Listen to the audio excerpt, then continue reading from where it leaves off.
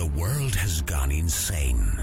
Cosplayers rule the conventions, gamers dominate the tabletop, and the internet. Sci-fi subjugates the movies, and fantasy rules the bookstore with an iron fist. Only one group can bring order to this unruly mob. A team of uber geeks, masters of the nerdly arts, trained for decades in the hobby shops and basements of the nation. Mobilized by the secret masters, they are the Department of Nerdly Affairs. Hello, operatives, and welcome to the Department of Nerdly Affairs. I'm your host, Rob Patterson, here with my co-host, Don Chisholm. But before we start this podcast, answer me. Have you seen this man?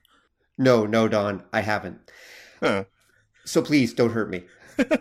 And tonight, we are going to be talking about mecha anime. Now, earlier in the year, we did a show on mecha anime, and we talked about giant robot shows from the real robot and the super robot perspective. But we, tonight, want to talk about what makes a good mecha anime series. You know, what really makes it tick. We want to get in there into the greasy, grimy guts of the subject. And to help us understand mecha anime even better, we've enlisted an actual PhD of mecha anime. He graduated from Mecha University, folks. It's the man himself, Professor Otaku. Welcome to the show, Prof. Thank you. I'll have you know I graduated from Miskatonic U. Thank you. Oh, sorry. I didn't see that on your CV. Ooh, cross-genre. Yeah. Oh, wow. Oh, man, I've been making that joke for a long time. Hi, everyone. My name is CJ Ireland, and I go by the handle of Professor Otaku online. I've been doing this for longer than some of you have been alive. We have a pretty old audience, Prof.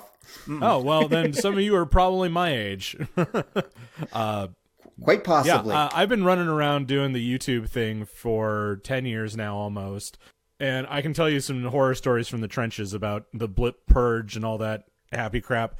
But needless to say, I've been a mecha head for as long as I've been into anime. Gundam Wing was the first anime I watched end to end, and I was just like, hey, this giant robot stuff is cool. Let's find out more about it. Oh, that's yaoi. Hey, let's find out more about it that's not that. Oh, cool. Gundam Wing has a large female fan base. Yes, it does. Yes, it does. And a large male fan base, too. I mean, it really took off back in the 90s. Well, I have long speeches to talk about why Gundam Wing was as successful as it was. But yeah, no. I Welcome do to the show, a show called History of Mecha, and I have a show called Gundam Retrospective, which are both currently in production and on hold. Thank you, Patreon.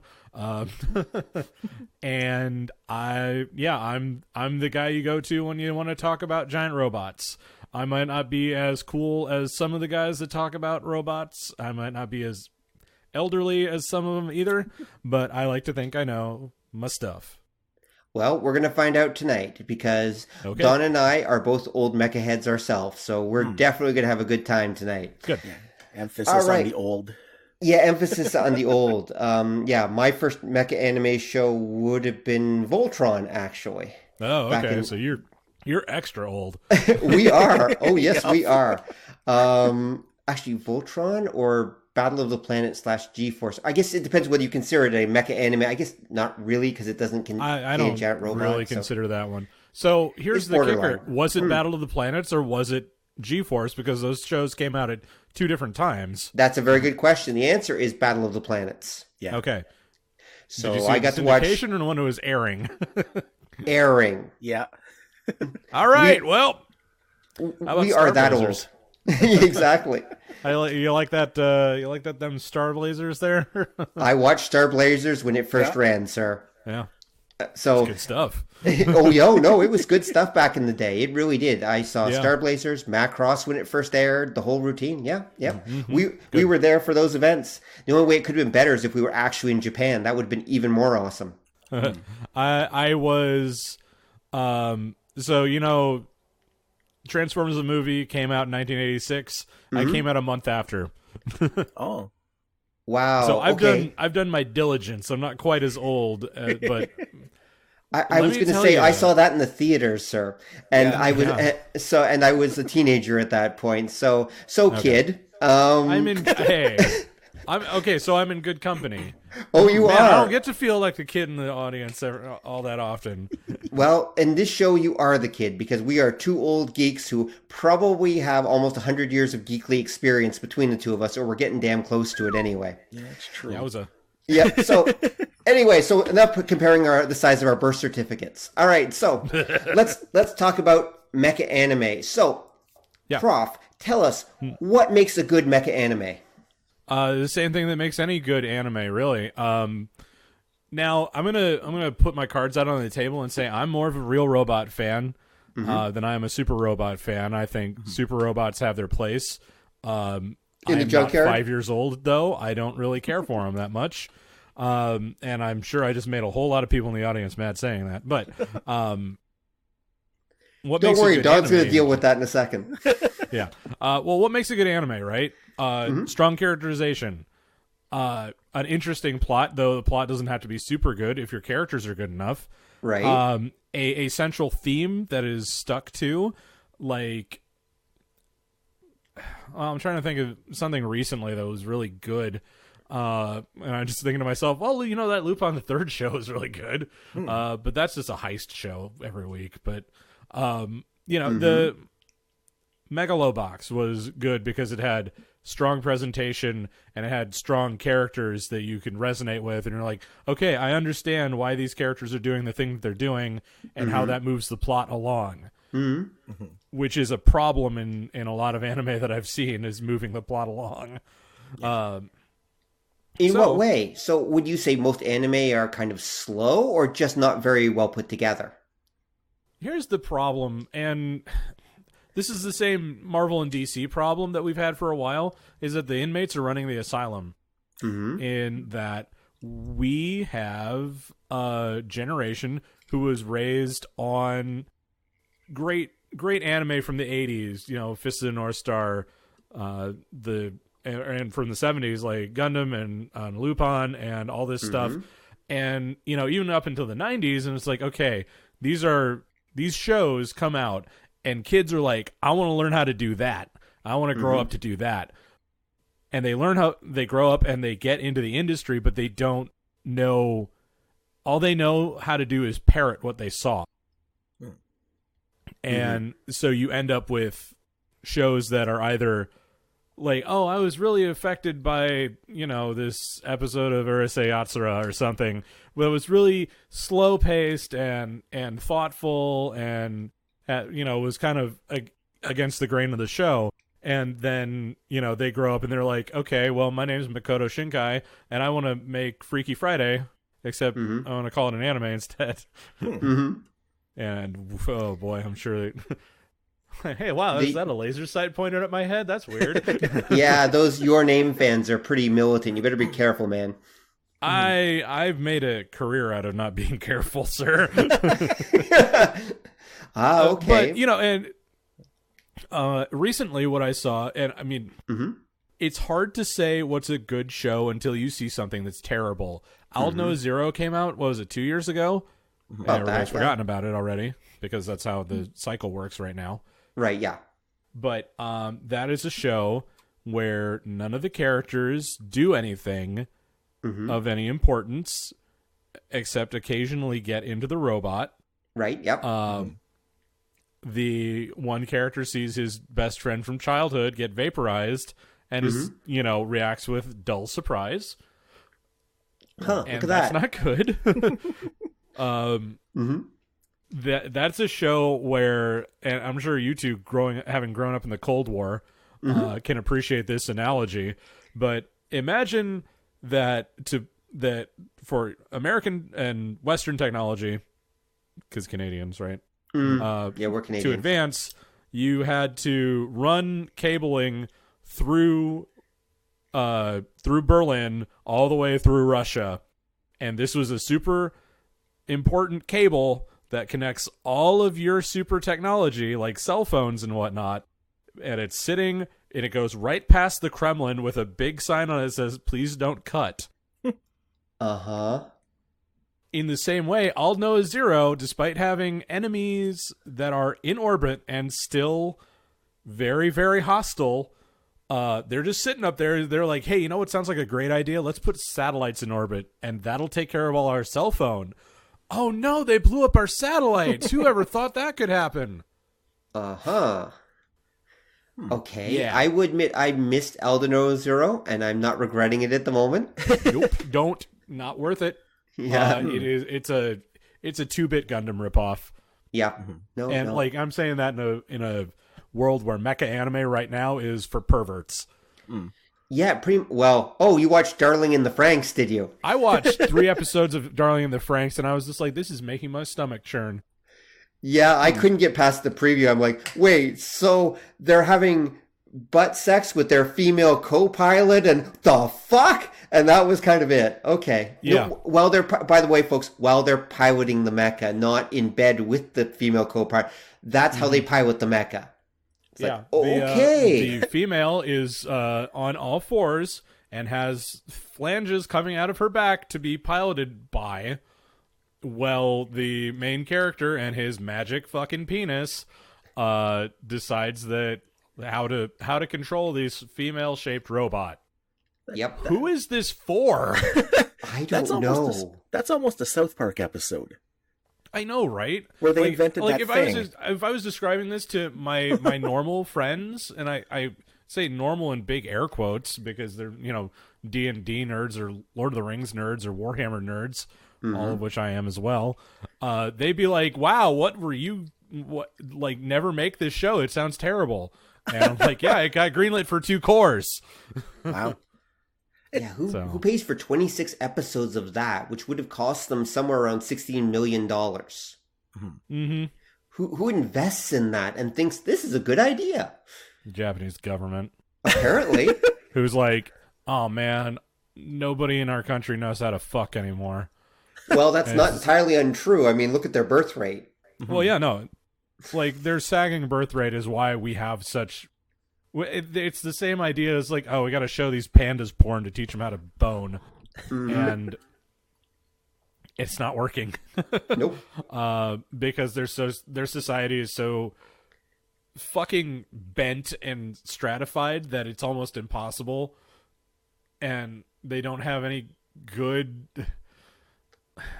Like, they don't have really any good role models for what a romantic relationship looks like. The number one movie that's supposed to be super romantic and have, like, big feels in it is Your Name, I think. And, like, I wouldn't call that a healthy relationship. No, not really.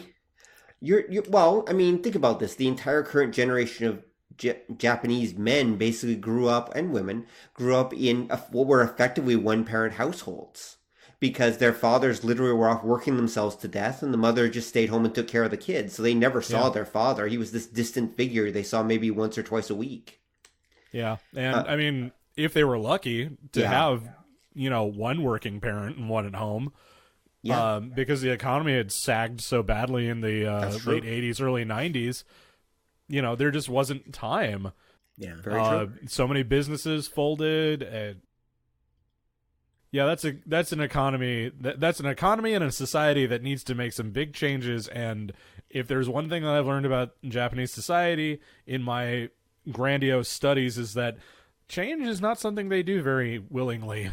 No. I think that holds for a lot of societies, and I think you've kind of hit it. One of the catches when you talk about what makes for a good, like, say, mech show or show in general. And what was the appeal, say, in the 70s and the 80s for us here for the Japanese stuff is that they tend to write their stories, even their nerdly ones, very character-driven. Mm-hmm. And the problem that you run into is if you can't come up with interesting characters, you don't really get much of a show. You get the trappings of something that sort of flounders around. Yeah. And I think you hit on something, too, with the idea when you mentioned the problem that, say, our superhero comics are having, because we've talked about this, that the people producing them are the fans of the last generation. Yep. And those people were basically, their shtick was they were fans of this stuff, so they don't really have anything new to add to the mix. So you get these kind of weird really distillated versions of stuff from before. Yep. And I mean, we can see that right now. And when they when comic writers bring in novelists, when they bring in Chuck Wendig, who was in the news recently because Nazis got him fired, when we bring in, say, Dan Abnett, who's a British sci-fi writer, I don't know how well you guys are in on the whole Warhammer thing. He's a fantastic sci-fi writer, regardless of anything. But when they brought him in to do Annihilation, it was a breath of fresh air for Marvel cosmic stuff, because he just did what he thought was a good idea, and it worked out pretty well. Breathed new life into these characters that had gone stagnant. But then they handed the reins back over to Jeff Loeb, who was just like, hey, my kid just died in a car accident. All of my new main characters are going to be named Sam, and they're all going to be 15 years old. Yeah. Not a good move. I mean, Jeff Loeb did some good work 20 years ago. 20 years ago, yeah. See, I have that problem where I keep thinking the 90s was 10 years ago. It wasn't. Welcome to old. Yeah, yep. Yeah. Yep, the 90s doesn't seem like that long ago to me either. And yeah, it kind of was. Yeah, anyway. I'd like to think about. Yep. Okay, let's not turn this into the whiny old guys podcast. Let's keep this on track, folks. All right, so there we go. So yes, having good characters and everything. But here's the thing, right? Most of the mecha anime of the 70s and kind of the 80s and actually didn't really have all that great characterization. There was red, there was blue, there was yellow, there was green, and there was pink, and they kicked ass together. And I mean, and that's usually about as deep as most of those shows got. I mean, red was a hothead, but that's about it. Yeah. Several issues that I have to take here. Characterization at that point in anime in general was kind of running off of the backs of Gatchaman. Yes, it was. For the most part. I mean, and that's a tried and true method. Yep. Koji Kabuto is not a deep character, but you can rely on him to do exactly what Koji Kabuto should do, which is piss off Sayaka and then go and punch an enemy robot in the face. Yes. Yeah, the characterization is not that deep, but they devote enough time in the episode to the interaction of all the characters around that it's not just, oh no, it's the monster of the week. What do we do now? Well, fight it, I guess. Which is a problem that I've found has happened a lot with modern super robot shows, the Brave series and all that stuff. I know people swear by Gal Gaigar, and like, yeah, you can go and swear by it over there, far away from me. But at that as a Gal Gaigar fan, we're gonna have words later. Okay. look, I own Gal Gaigar fan. Send it all to me, and I reviewed it, and words were had. Words are going to be had again, apparently. Okay, all right, fine. And again, like I said, super robots not really my shit. Are not really your thing. We know. But the important thing about super robots were, well, for one thing, they, gave Super Sentai something to do when they needed something to, sell toys off of. And so 1974 comes around and Getter Robo comes out. And now instead of one pilot and his girlfriend having arguments, you had three pilots who were vastly different and frankly psychotic in some points. Getting in scraps with each other and, and arguing between themselves like in Cyborg 009, like in Gatchaman, like in Fantastic Four. That was like their big draw too, is that they were dysfunctional, and not even dysfunctional, but they just acted like people. Yeah, like fair people enough. Put in impossible situations and reacted in a fairly realistic sense. And so once Yoshiyuki Tomino, the venerable director of Gundam, came on the scene, he popped up with, hey, well, what if we make everything really awful and sad? and see how our writers who are good at having these characters reflect that. Like, Amuro in Gundam is sitting there like, I mean, that kid has PTSD. Oh, yeah. Like, there's no question that kid is shell-shocked. Yep. By, like, episode 15. And the two shows he did before that, Daitarn 3 and Zambot 3, both, were flipping this idea on its head. Yep. Of, like, oh, hey, these child characters coming in to do the thing. And, like, oh, wait, there's psychological... damage. There's repercussions here. Yes. Yeah. And that's, that's 77, 78, 79. Combattler V, Combattler V, Yep. Voltus 5. Gotta remember the difference. Yep. Those tough, two I know. that came out back to back were also like, we're kind of tropey, and we're kind of like Voltron light, or, precursor to Voltron, but the characters were there to bounce off each other in a way that we didn't see in American works. Yeah. And even in Voltron, not everybody got along or got together. And it wasn't until Power Rangers that we really saw that everybody's friends and nothing ever goes wrong. Oh no, it's the bad guy of the week. Let's go punch it in the face. Yeah, I think the catch with that, and I can kind of, because again, to come clean, I'm a huge Super Robot fan. Okay, well. But I recognize, no, they're really silly. And I think what it was is you had Mazinger Z come out, and it was crazy popular, and Koji Kabuto's kind of a bonehead, as I believe Rob has used the term before. And it worked. Good word. It fits. It fits so well. Oh, yes, it does. And it worked for the story. The story is written around that. But the thing was, because it got to be so popular, it just became understood that if I have a super robot, the guy who built it's going to die, and his nephew, because if your uncle builds a giant robot, he's not making it, like, to his 50th birthday. Like, the kid's going to get it. He's going to be this angry, brash, young, hot. And it was just that was the formula that became so ingrained that by the time you got to your third generation of super robots, everybody forgot why you wrote it that way. Like, Koji did have kind of a crappy life in that, because he's a Go-Nagai character, and that's what they do. Pretty much. But when you got to other people, they kind of forgot to add that extra little bit, and a lot of the heroes were just, like the angry kid, because that was how it worked. Right. And then, it was like, when you got to Tomino and his kill 'em all reputation, he started adding that idea that maybe there's, like, consequences of this guy being a dick to everybody.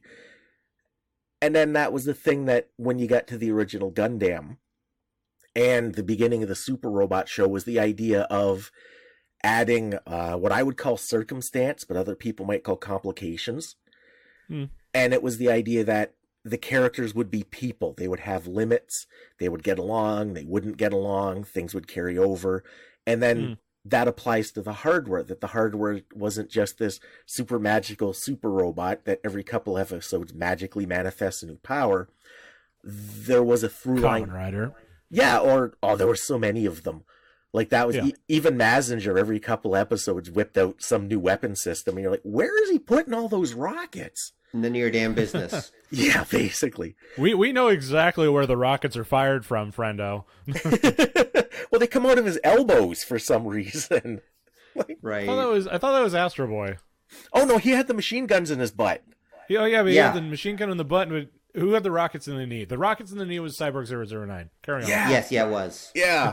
Had to work my way through that. But yeah, so to the point, I think also there's a level of catharsis that is achieved by. All right, so big disclaimer for everybody. What I'm engaging in is speculation and is not indicative of actual, like, Japanese society. It's just something that I have observed and have come to a possibly completely wrong conclusion on. I believe that there is a level of catharsis for a young boy who is in the process of being turned into a good Japanese citizen, very stoic and very, reserved. To see these hot-headed characters, like, I remember being a kid like that, just being a little shit, running around and getting to save the day sort of thing. Right. I think there's a level of catharsis from seeing screamy, shouty idiots running around. Like, Well, like Ryoma from Getter Robo, like Koji Kabuto, right? Like Domon Kashu, like Shimon and Kamina from Gurren, like all of these hot-blooded, hot-headed knuckleheads. Right. I believe there's a level of catharsis there that the people who are writing Super Robot shows were writing Super Robot shows in the 90s were trying to grasp onto, if you will. So I think that's an important part of why this character became a trope and why this character didn't stop being, basically, even though we got something a little bit more, I hate to say interesting, but a little bit more intellectually stimulating. Well, I don't know. I'm not sure if I'd call Shinji Ikari intellectually stimulating.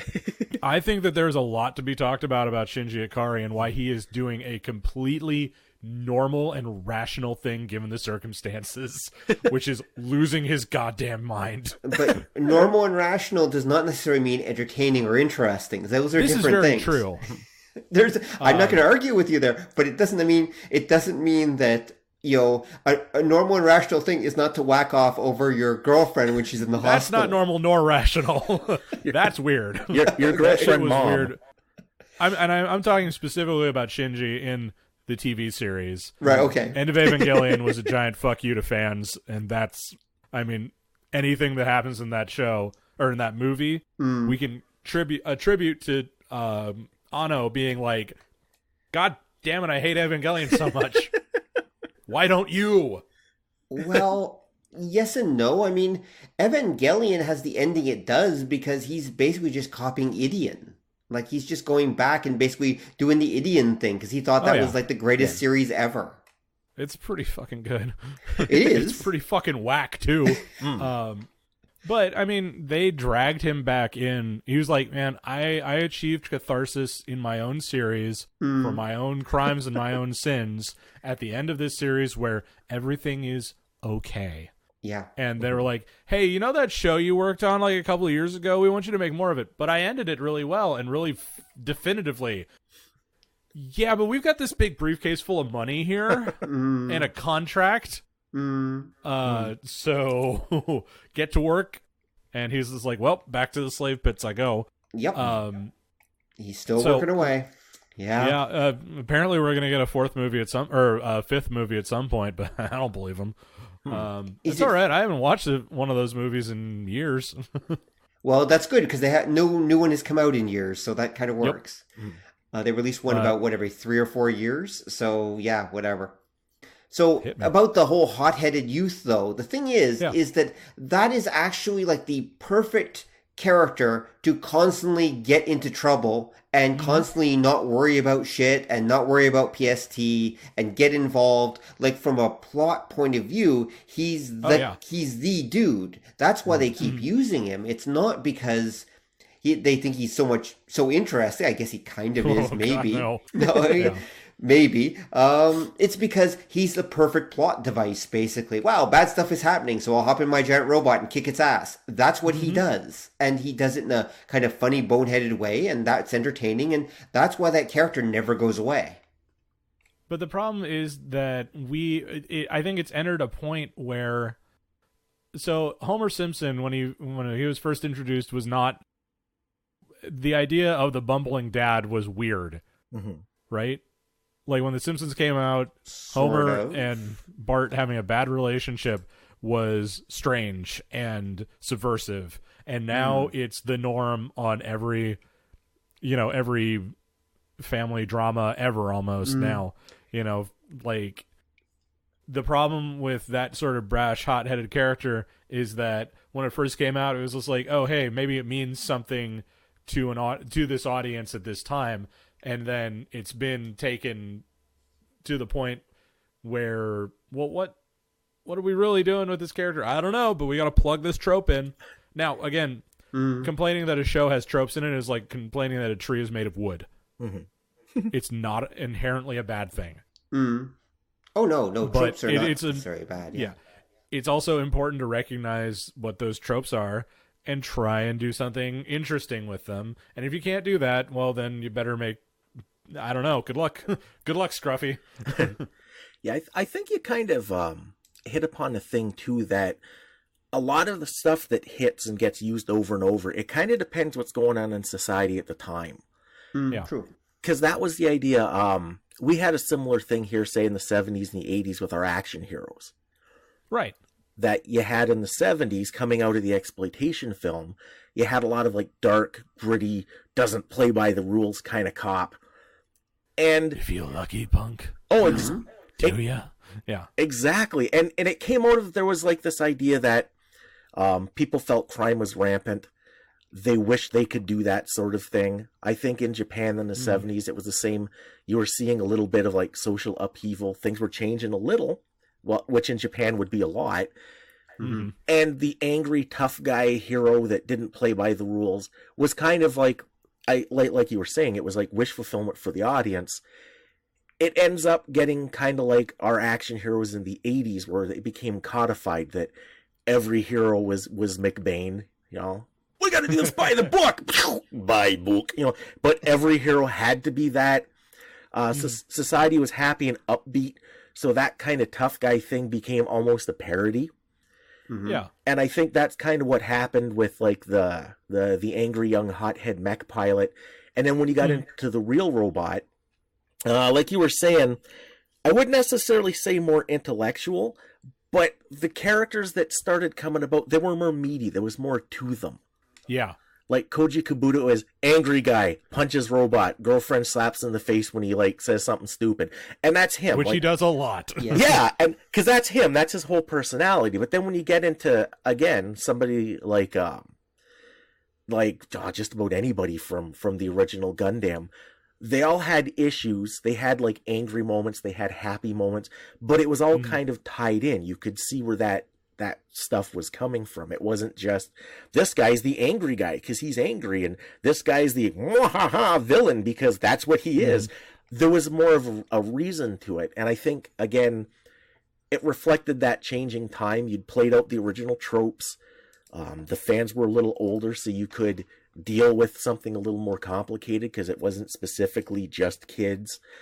Society was a little more complicated. There were a few more issues going on. The 80s was the big era of globalization, so there's a lot of stuff everybody had to absorb, and that was partly where that comes from. Yeah. Now, it is important to note that while there are no mustache-twirling villains, there is no Emperor Gore in Gundam. There is no Dr. Hell in Gundam, though you may feel like it at some points. And his name is Yoshiyuki Tomino. Considering some of the shit that happens to those poor people. But you know, the difference between 1972 and 1979 doesn't sound like a lot, but there was a fair bit of like up and at 'em, go to it. And I made a point about this in one of my recent videos about the way that My Hero Academia, okay, work with me on this one. My Hero Academia kind of mimics the rise of Japan's economy from the 50s up to the 70s. And yeah, the 70s were pretty good. And everybody had a lot of the monies. And manufacturing was taking off like nuts. And well, then the late 80s hit and everybody realized that, oh crap, we made this economy on credit and real estate that all fell through. Whoops. But yeah, the other thing is with series like Mazinger Z, there really wasn't anything else like it. Yeah. And there really continued to not be anything like it until about 1975. And then everybody got a giant robot, and Go Nagai was working overtime. It's why he probably could retire if he wanted to right now, but he's a creepy old pervert. And I do love him so. But forgive me if I'm treading over ground you guys knew already, but you know, the original Gundam was about as well received as a lead balloon. Yeah. I mean, it got canceled for crying out loud. Did it get canceled a couple times? It got canceled and saved, and then they made it to 39 episode and finally got canceled. But then syndication and movies saved it, like the original Star Trek. Yeah. Right. But yeah, once they swung back around and were like, oh, hey, we know who our core audience is. Mm-hmm. Let's show them Zeta Gundam. And then you're really going to start crying, kiddies. That kind of puts me in mind, too. Like, you've referenced the 90s, and you talk about, like, say, Evangelion and the quote-unquote hero of Evangelion. I think, again, he made such an impact on people, because that show was, again, crazy popular. Yeah. Because he was the 70s action hero bonehead guy for the 90s. And, like... Sadly. Yeah, well, and what happened was, like you say, the end of the 80s, the bubble economy pops. The future isn't secure. A lot of traditional Japanese things, like, say, lifetime employment at your company, all comes into doubt. And that's sort of what Shinji is. He's like the young guy who doesn't quite know his place, and he's not sure what he should be doing, because like the old formula just doesn't work, and the old formula used to be all. And then that's why he kind of flounders around, and he's sort of buffeted by the wind with whatever other characters currently in his face, and he never quite becomes himself. And that's what people felt like at that time. That's fair. Yep. And he's literally a giant mama's boy. But you know what's funny is that for all the success that Evangelion had, it actually failed in its core ideas. Okay. How so? This is my understanding of it, and people can argue with this if they want. Shinji is not supposed to be a character that people should relate to because he's a piece of shit. Gendo Ikari is not somebody that should remind you of anybody because that man is an asshole. Rei Ayanami is not supposed to be alluring or attractive. She's supposed to be creepy and weird. None of that happened. When that show came out, everybody was like, oh man, Shinji. And, Hideaki Anno was just like, no, not like this. I can totally see that. Yeah, and again, that's kind of why the end of Evangelion turned out like it did. Like, hey, I know all you otaku out there who, and by that point, otaku were an established subculture. They had been since the 80s, really. Yeah. Look, I know all you otaku out there think that Shinji is just, shit on toast or whatever. And for those of you who are wondering at home, the poor young viewers right now wondering who the fuck we're talking about, just imagine we're saying Kirito every time we say Shinji. Oh, man, it's a good thing that this microphone is attached to a stand because I think I just went and dropped it otherwise. Oh, come on. No, Shinji has more personality, dude. Yikes. That's true. Look, all I'm saying is that there used to only be one black swordsman, and his name was Guts. True. But, yeah, so going back to this, otaku were like, yeah, no, we totally get Shinji. And, Shinji was kind of a character that people could get a handle on because he reflected certain things in society that were kind of basic. Much in the same way Amuro Ray did. And it was like, oh, I'm a kid, but I'm forced into this, and we're all trying to deal with the fallout of World War II. We don't have characters like that anymore because there is no great Japanese question right now other than, man, I hope I make it through exams. And what happens after that? Fuck if I know. Yeah, it doesn't matter. Who knows? Who cares? Yeah, something like that. Yeah, that kind of makes sense. And that's, again, I think, too, because we've seen stuff like that before, that stories and that come out that are technically supposed to be warnings. People are like, that seems like a good idea. Because that's my gripe in, like, say, North America with the cyberpunk genre of the 80s. Yeah. Nobody was saying this was a good thing. Yeah, this is a warning. Yeah, whatever you do, Like, don't go you here. don't want to live in Blade Runner. No, that's bad. You don't. No, Shadowrun is terrible. Yeah, and that's Shadowrun, the setting is good, but the yeah. idea is terrible. I wouldn't want to live there. And that's the thing. Like, everybody's like, no, I want to be connected to everything all the time. Oh my God. You are. And don't. Like, did you not see the Borg? Do you not know? Oh man, you just want to slap the whole human race. But I think a lot of that happens because, again, people will see something. I think that the problem with Shinji was at the time, a lot of the hardcore fans said, he's like me. Mm-hmm. And we're off and running. And the problem was, it wasn't supposed to be he's like me, yay. It was supposed to be like, he's like me. Oh my God, no.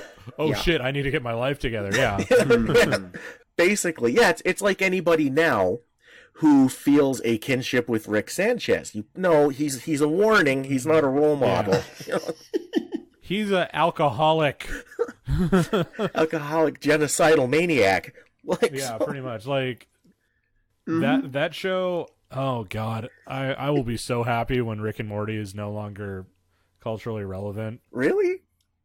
No, I watched the first season of that with my buddies, and I was just like, wow, these characters are assholes. Yeah. And then I was just like, oh no, I'm surrounded by assholes who are parroting Rick and Morty.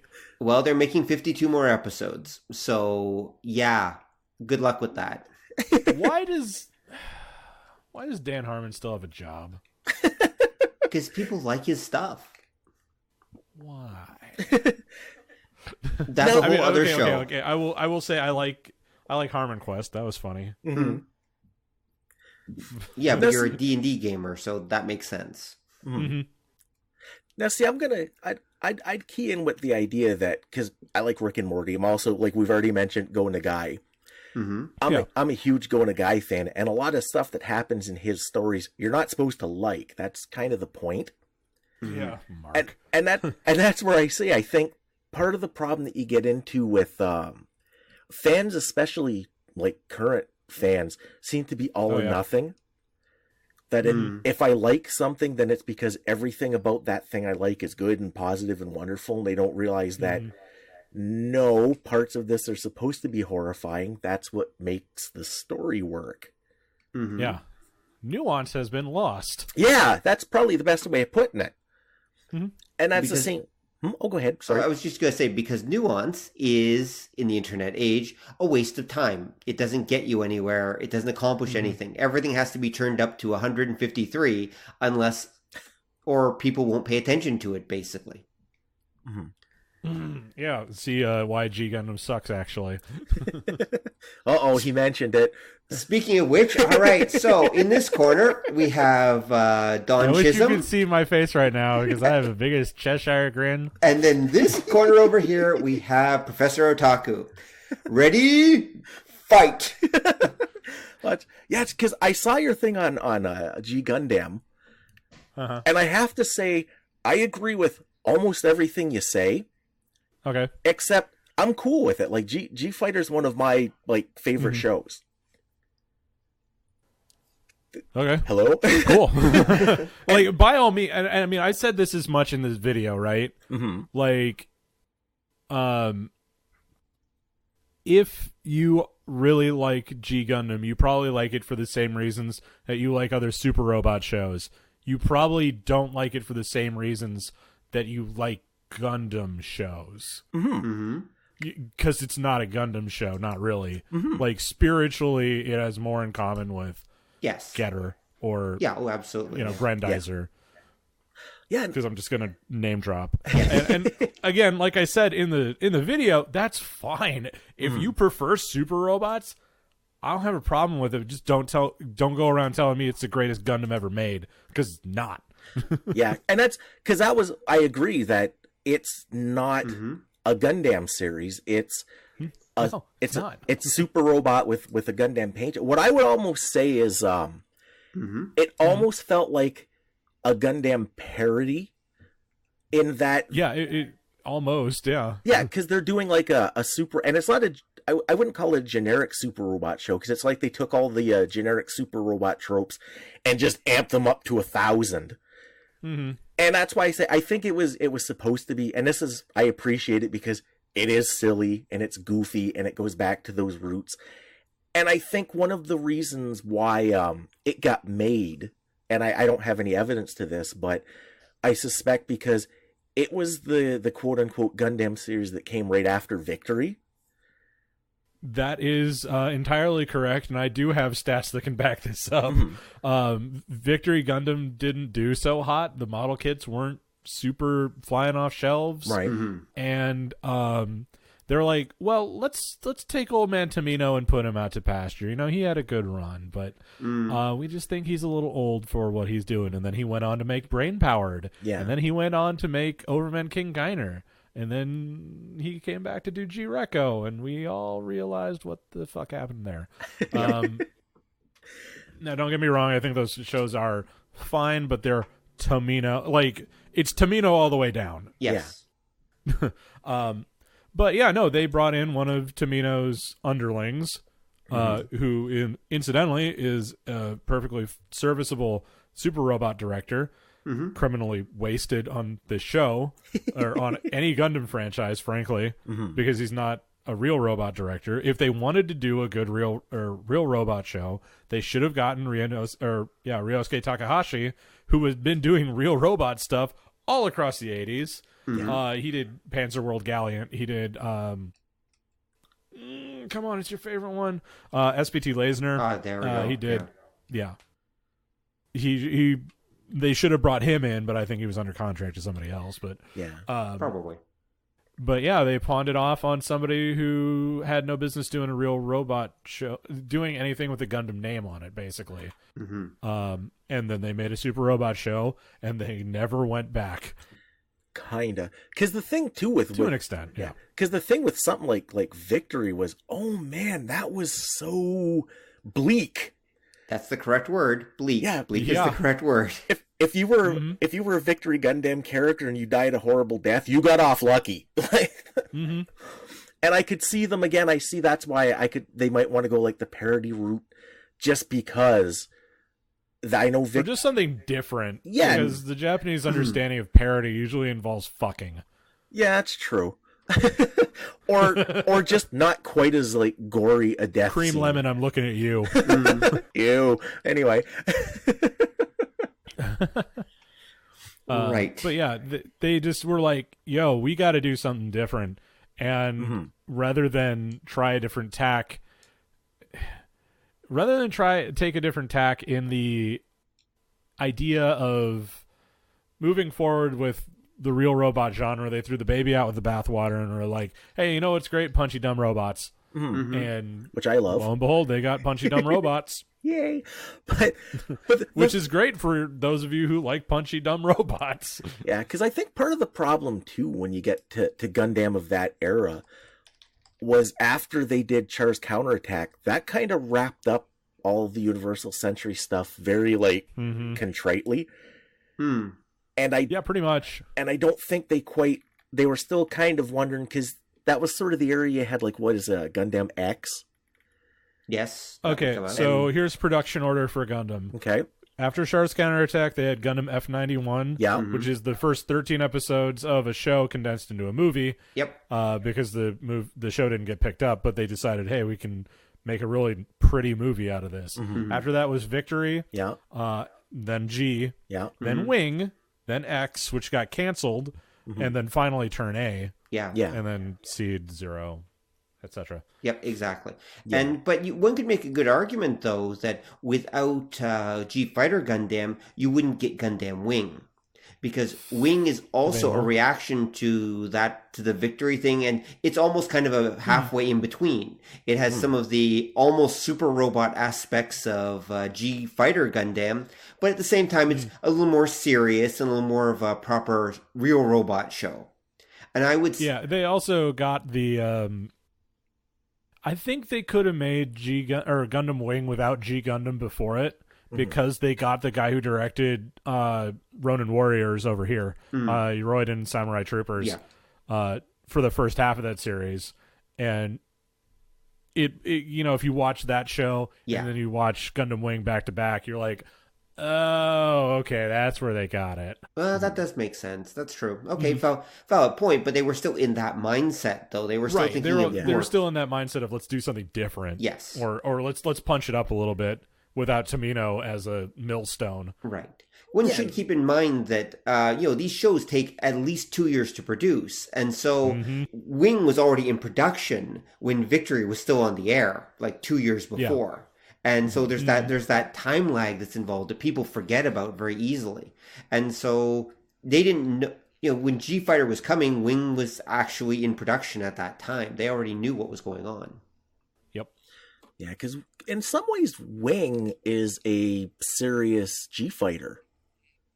I would make that argument too. Because it's. I would not make that argument at all. Because and for various and sundry reasons. Every time you say G-Fighter, I think you're talking about Gatchaman Fighter for like 2 seconds. Right. What is G-Fighter Gundam? That is the proper name of it. Mobile Fighter G Gundam. Mobile Fighter G Gundam. Mobile Fighter G Gundam, fine. Except I never hear anybody call it G Gundam, and I think again because even the people I know who are fans don't see it as a Gundam series, so that's why they call it G-Fighter. I just call it G or that fucking show.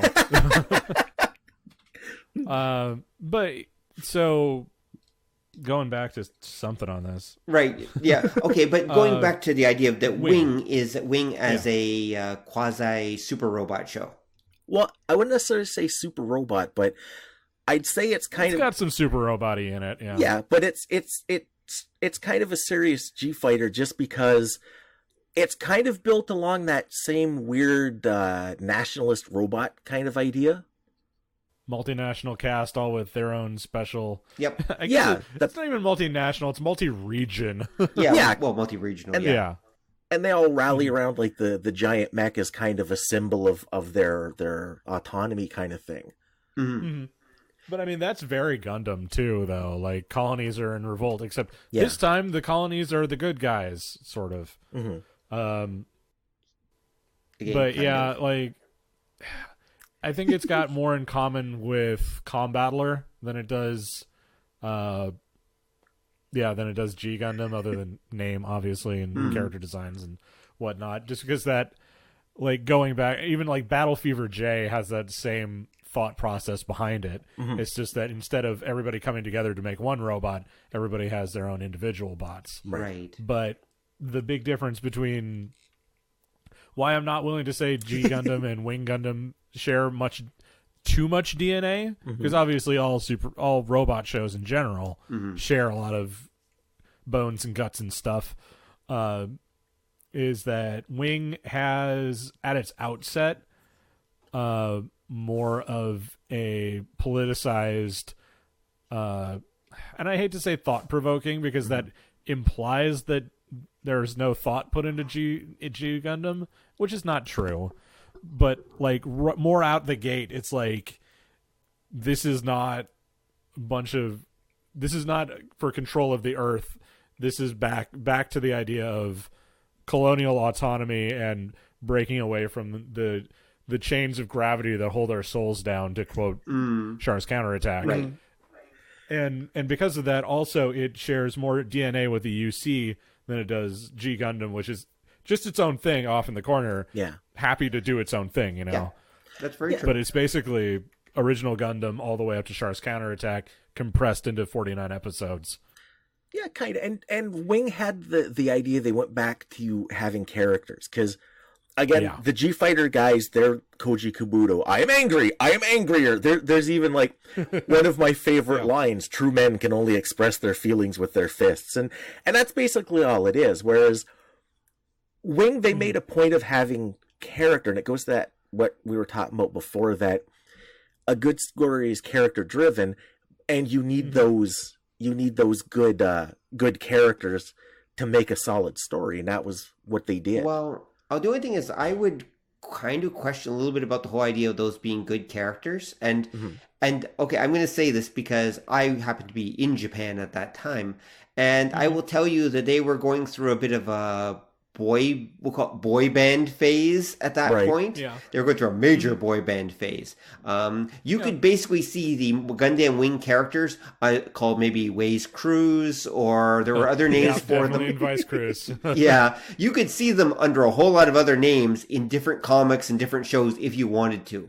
Wing was just one of the examples of what I'll refer to as the boy band. So you have the smart one, you have the shy one, you have the strong one, you have the strong silent one. The 5-man band, yeah. Yeah, they're the 5-man band, and that's what they are. They're each, they're those standard 5 archetypes, basically, of boy band archetypes. They just forgot to leave out the chick, but they replaced her with Quattro. But anyway, that's neither here nor there. My point is that, so again, they were really not that deep of characters. They're just the standard, 5-man band, as you just said. Yeah, but they kind of, that's where they... But it worked, I guess, is my counter argument to that. It did work. That is true.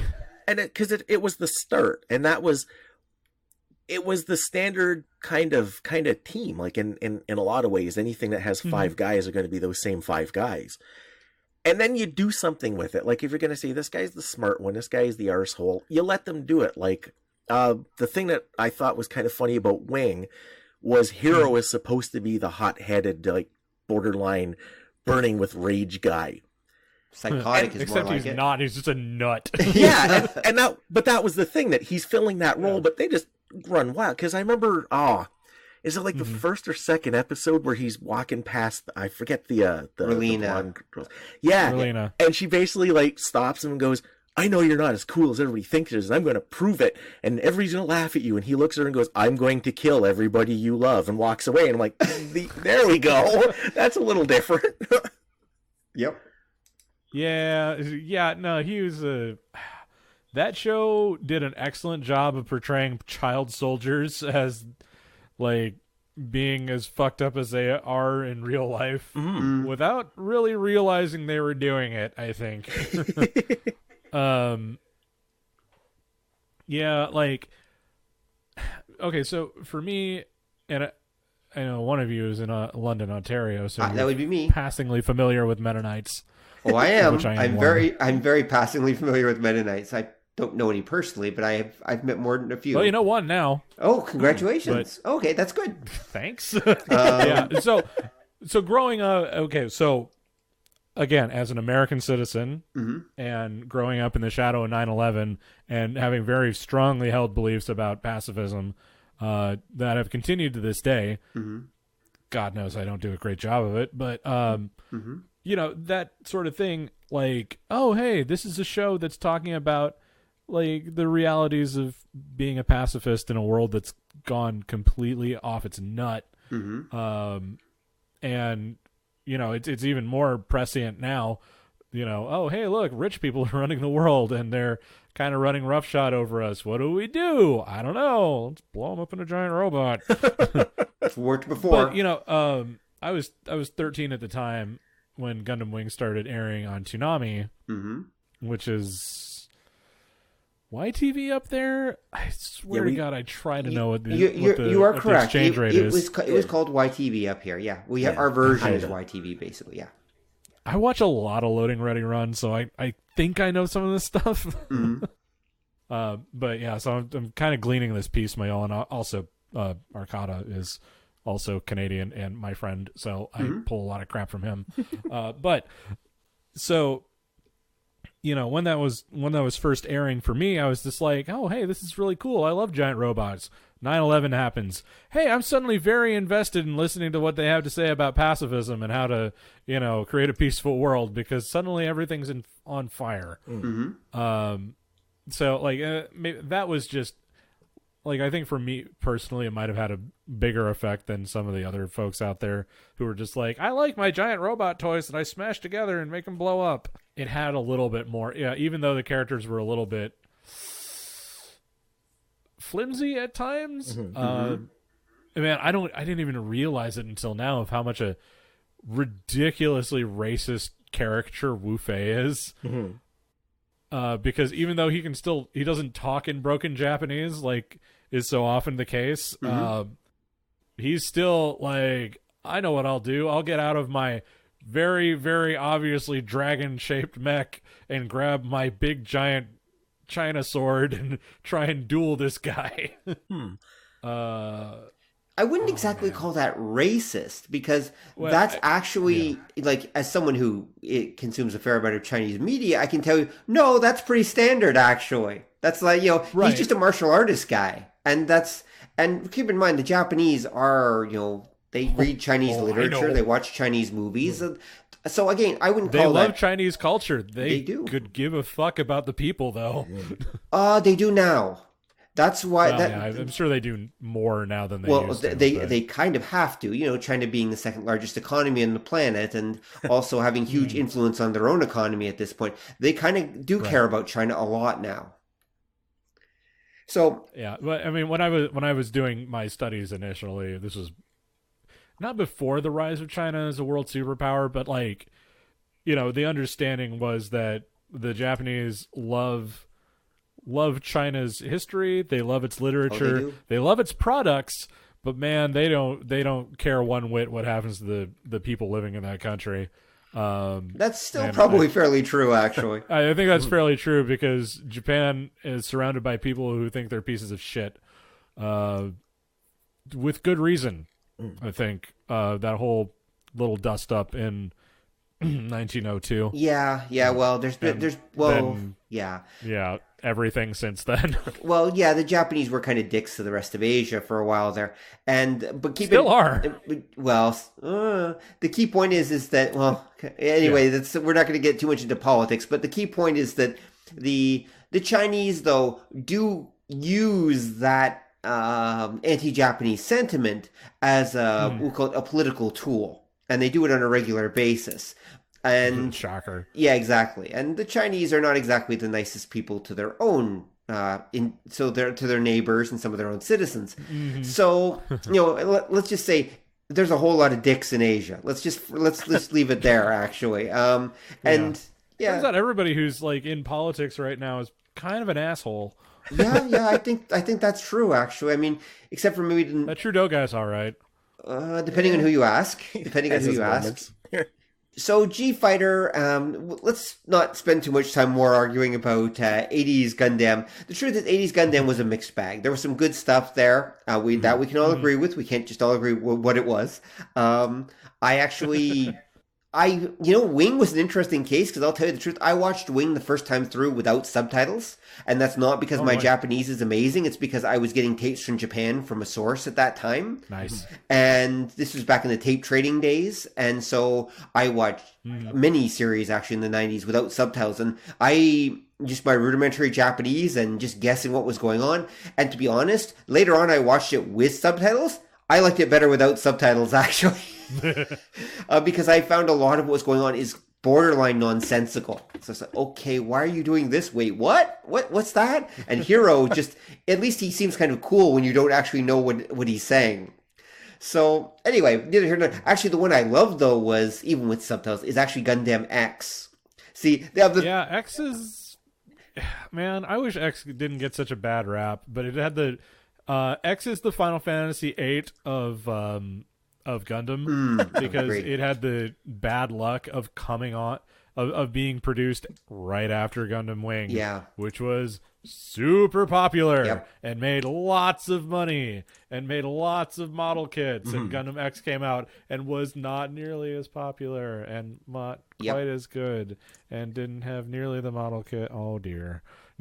Well, yeah, and X mostly suffered from the fact that it didn't have any real villains. It just had dickheads who popped up and who died, basically. Yeah. And then there's the two annoying guys who were apparently supposed to be the main villains of the series, but basically are just these two annoying guys who follow them around. They're basically Beavis and Butthead in mechs, and it's like, hey, and they just poke at the heroes, and the heroes are like, get lost, eh? They're just like, oi. Hey, I like your face, mate. Hey, So for those of you who are big Gundam X fans out there, the Frost brothers are allegedly big bad evil guys, but they're mostly just kind of idiots. Yeah, and the I mean, the rest of Garrod Rand is not a great hero. No, that's true. the two idiots that pilot the other two robots are not great heroes, and NLL needs to put some pants on, and Tifa is a new type. Yep. And that's her character. Yeah. There are dolphins involved. And there are dolphins involved. But the post-apocalyptic world they put together is kind of nifty. It has a great soundtrack. Yeah. And it's, this actually, I would say the best part of Gundam X is actually the setting. The setting and everything and the way it works out is actually pretty good. It's just, the characters need a little more depth. Actually, they need a lot more depth. And the story could have been better written. And it ends at 39 episodes because it got low ratings and it kind of deserved to end at 39 episodes. And it ended up on a Sunday morning. Yep. Yep. No, the thing is, Gundam X was interesting, but it suffers from the same post-apocalyptic problem that I find Vista the North Star has, that, there is a big bad, I guess. And we'll get to him eventually, but not today. But today, Kenshiro has to go and punch a man who's 50 stories tall. Yep. Why is he 50 stories tall? Who knows? Mutants. But man, he's big. Yep. Actually, radiation. Well, there's an explanation, but don't forget Gundam X also had Captain Joe Asakura. Oh, you mean? I thought I call him Captain Harlock, but whatever. Okay. Yeah, I was gonna say, you mean Harlock?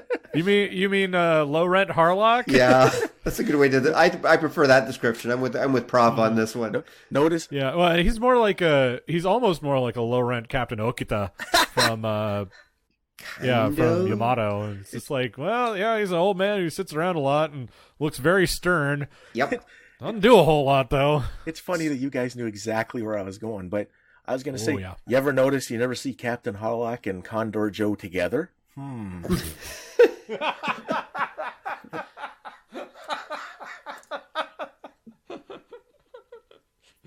Can't drop that shit on me somewhere. Oh, I see it now, though. Oh. You got me that. Well, but then again, the Ace always looks like that in almost everything in the 70s. Come on. Yeah. And that's because Leiji Matsumoto was the only one doing work then. Well, that's pretty much it. He was the man draws 3 faces. Yeah. And for woman, man, potato.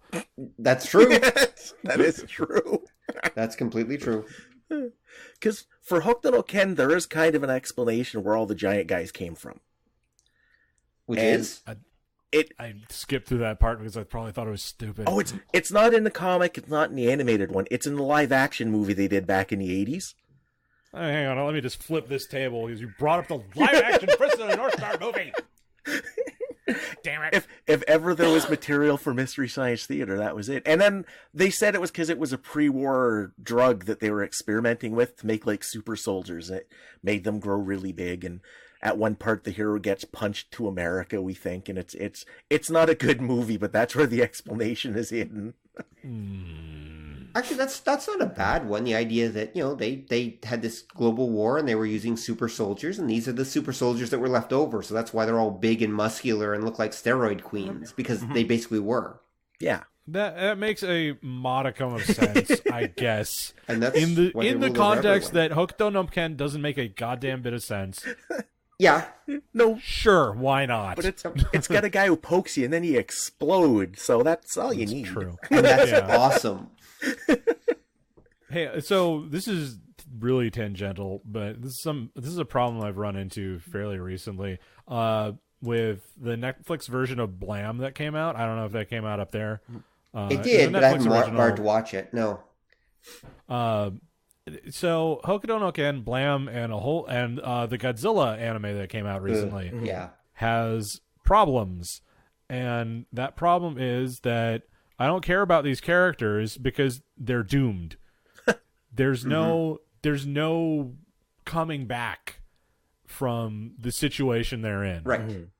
Like they are so boned. Yeah. And I don't care. Even if they survive this week, they will not survive next. Like, oh man, we're on this planet and we got to fight Godzilla. What do you do if you beat Godzilla? let me tell you, nothing, because you're still screwed. Yeah. There is that. What do you do? Yeah. Okay. So Kenshiro beats Rao. What happens to the world after that? Functionally nothing. Mm-hmm. Killy goes and blows up a bunch of robots. And you know what happens to that tiny group of survivors he's found? They all die because that's not a breeding population. Right.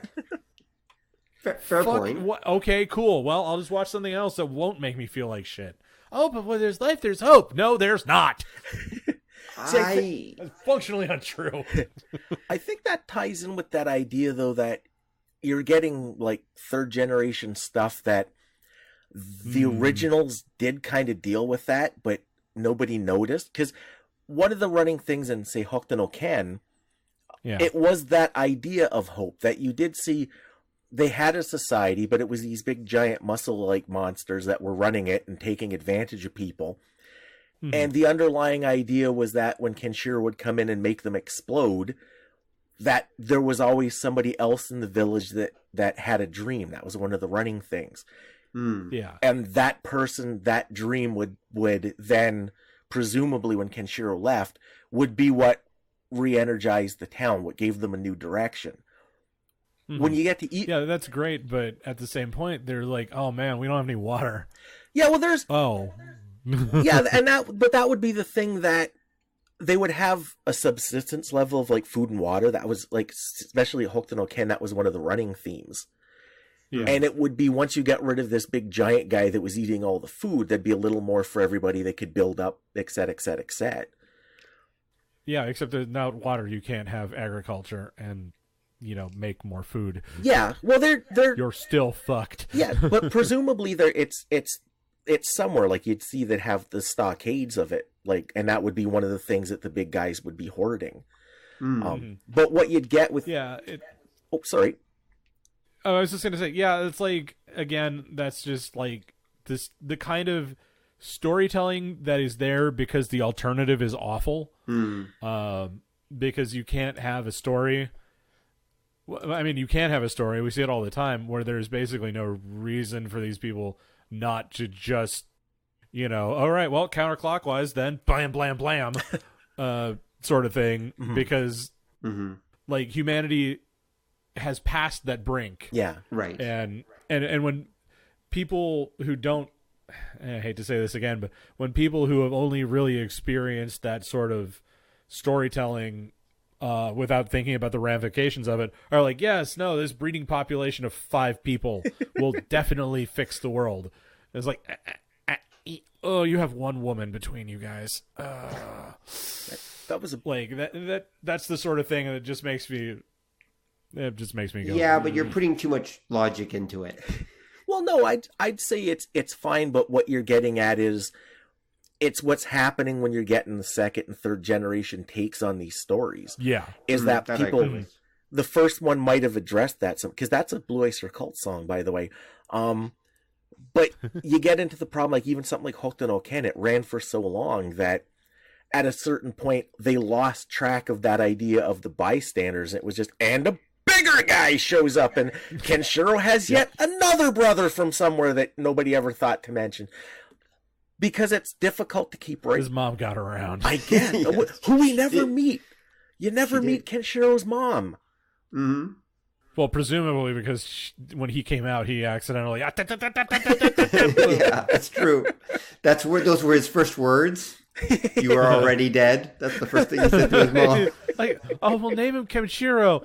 He's trying to speak. Omae o korosu. It's like, okay. He did not do well. Mom and Dad exploded. Yeah. Well, because we see his dad, because that's like who trained him. Oh, that's right, yeah. But we never see his mom. I figured, like, if Rao is the last kid, then we know why we never see his mom. But the problem with that is that, oh god, there's so much casual sexism in most of anime, actually, and it's not really casual; it's just blatant. But yeah, no, we don't see Kenshiro's mom. We don't see a lot of women in general in these really manly shows because they just get in the way with their estrogen and their breasts. Yeah, we can't punch those. Yeah, I think that there was who's the big giant guy, the clown guy that he had to use the wave attack to move his belly out of the way. I imagine it'd be like that. Oh, Jesus. But because it's that maybe Ken Shiro's mom was one of those big giant type dudes. But I think again too when you're talking about like 80s stuff especially. Yeah. I'm reminded of a quote from the movie Metal Headbanger's Journey, where they're talking to a sociologist and she's discussing like gender in heavy metal, and I think it applies to like the 80s shonen stuff. It's not that it was necessarily sexist or that it intentionally excluded females. It was so focused on the manly that females were just kind of not a consideration at all. Well, I mean, even then, that's like, I mean, like, it's not like, well, we didn't mean to be sexist. Yeah, but you were anyway. Well, hold on a sec here. Are you saying that just because we do something that's all men, it's automatically sexist? I'm saying that it doesn't really matter what your intent is if your impact is that. And this is something that comes up in a lot of sociology stuff in general, is that, sure, your intent when you dropped the N-word in front of your black friends was not to offend, or when you called your gay friend I'm not going to say it. Right, yeah. But you know what I mean. That. Yeah. You know exactly. I'm not going to say it, but you know what I'm getting at. Yeah. When you said that, you're trying to be, if you are not a part of that culture, then trying to insinuate yourself in and use the lingo of that culture is offensive no matter what you do. Even if you don't intend for it to be, it doesn't matter because the impact was that you did a great social faux pas there because you're not a part of this group, you know? And that's like, and I mean, that's a huge, like, oh my God thing, but you can extrapolate that down also into smaller things, like the way that Domon treats Rain and the way that Domon treats Allenby it's not particularly sexist, but they are secondary considerations until they are love interests. That's not intentionally sexist. It's just how these things are written, but the underlying principle of that is kind of in a place that we would consider sexist by modern standards. We would, but I would kind of put a little bit of a take, because this ties into something that's kind of been running along the conversation. Because it's interesting to go from Hook no Ken to G-Fighter's The Sign of Everything Bad, but when you look at it, the idea, and this goes with what I was saying, I don't think something like G-Fighter was intentionally sexist, because Rain was just kind of like, she's the female love interest, and that's kind of, because every show had one, and that's kind of what she does. Allenby's a little different, because she's basically one of the guys, and I think that's why she actually gets like more screen time than Rain, and she certainly gets more time in a Gundam than Rain. Yeah, and that's the thing, because I think it's that idea that it's not exactly sexism, because it's not that Rain is a female that makes her kind of a lesser consideration. It's that she's not a massive macho mecha pilot, and that's why when Allenby comes into it, she's more of, even though she's a female character, she's one of the massive macho mecha pilots, and that makes her part of the in crowd, and that's why she gets such screen time and better treatment in general than because Rain is kind of, up until again till she gets the remnants of the Shining Gundam, she's barely part of the story. She's kind of more like a plot device, but then when she gets the giant robot, all of a sudden she's part of the story. She's still a plot device. It just happens to be in a robot. Yeah, but she gets more time. She gets to like actually do things. She gets to do things. Yeah, and it's just like, well, okay, because that's, I guess. And again, we're critiquing stuff from a culture that is not our own. Well, and something that's like 20 that is years about old. 20 years behind us in social development as far as those fronts. Yeah, and that's where I say, I think, because one of the things that I think this kind of, we've been dancing around too. Yeah. The one thing about your assessment of G-Fighter that I'd kind of disagree with is I don't think the racism in it is exactly racism. I mean, I think I made a pretty good argument as to why it's racism, but not okay. So there are two kinds of, I mean, I said as much casual racism or like subsurface racism, like when you saw the character from Neo Kenya. Did we see that character? Did we see him at all? I mean, he didn't look like. Oh God! So speaking of racist caricatures, I was watching Lupin the Third and the Legend of the Golden Babylon, part of which takes place in New York City, and there are a lot of black characters in it, and you know they're black because they look like Sambo. Yeah. Ooh, That's not okay. No. Like that wasn't okay in the 50s. That wasn't okay. I mean, it was never okay, but like for that, I mean, that's a mainstream movie. Yeah. But you know, it's not that they went out and they were like, let's be as racist as possible. It's they went out and said, let us in our strange Japanese understanding of other cultures do this thing that is questionable even by 1994, 1993 standards. And let's just go to town and hey, what do we know about Mexicans? Well, they like cactuses and tequila. Do they really though? It'll do. Right. You know, that sort of thing. It's racism by omission of things that would lend itself to, and like I said, it's essentialism. I think that's closer because I think it bumps into a weird sci-fi-ism. Yeah. That what ends up happening, because you'll see a lot of science fiction stories where, say, like, humanity's gone to the stars, we have colonies everywhere.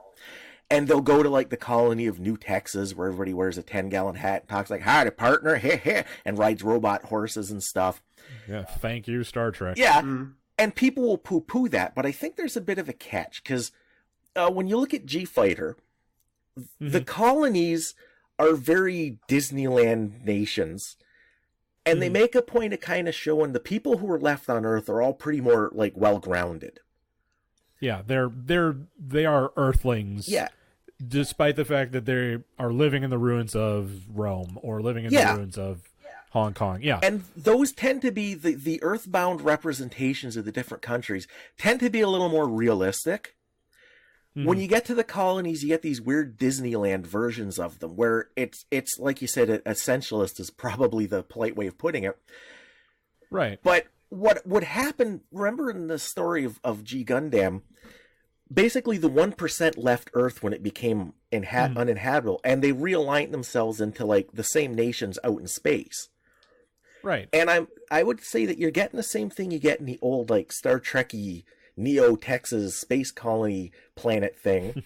That what you would have when people relocate like that is they're going to hang on to a sense of normality, and especially if whatever group they see themselves as, I would think it's at least possible psychologically, I bet even likely, they're going to start moving into what they think that group is, and it's going to be an idealized version. And if you've got like all the rich, powerful people that move out into space and they're like, well, we're like neo-Swiss guys and we loved Switzerland and that was our home. And we're going to make a Sailor Moon Gundam. Yeah, and we're going to have like, you know, rebuild the Alps in space, but it's not going to be the actual Alps. It'll be that weird, like touristy, markety version. And that's when you get that kind of thing. So it's not exactly like racism. It's not exactly, I'd say, even unfounded. It falls into that kind of weird category that I could totally see that happening. Right. And, well, okay, so two things. The essentialism is still a form of racism. And even if you know, even if every country, let's try that again.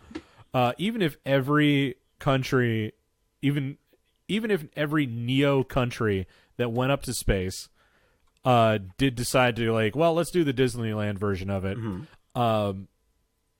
Yeah, that makes a modicum of sense in context of the show. However, that bumps up against what is in the common parlance right now, the Thermian argument. Are you familiar with this? I think I know it by another name.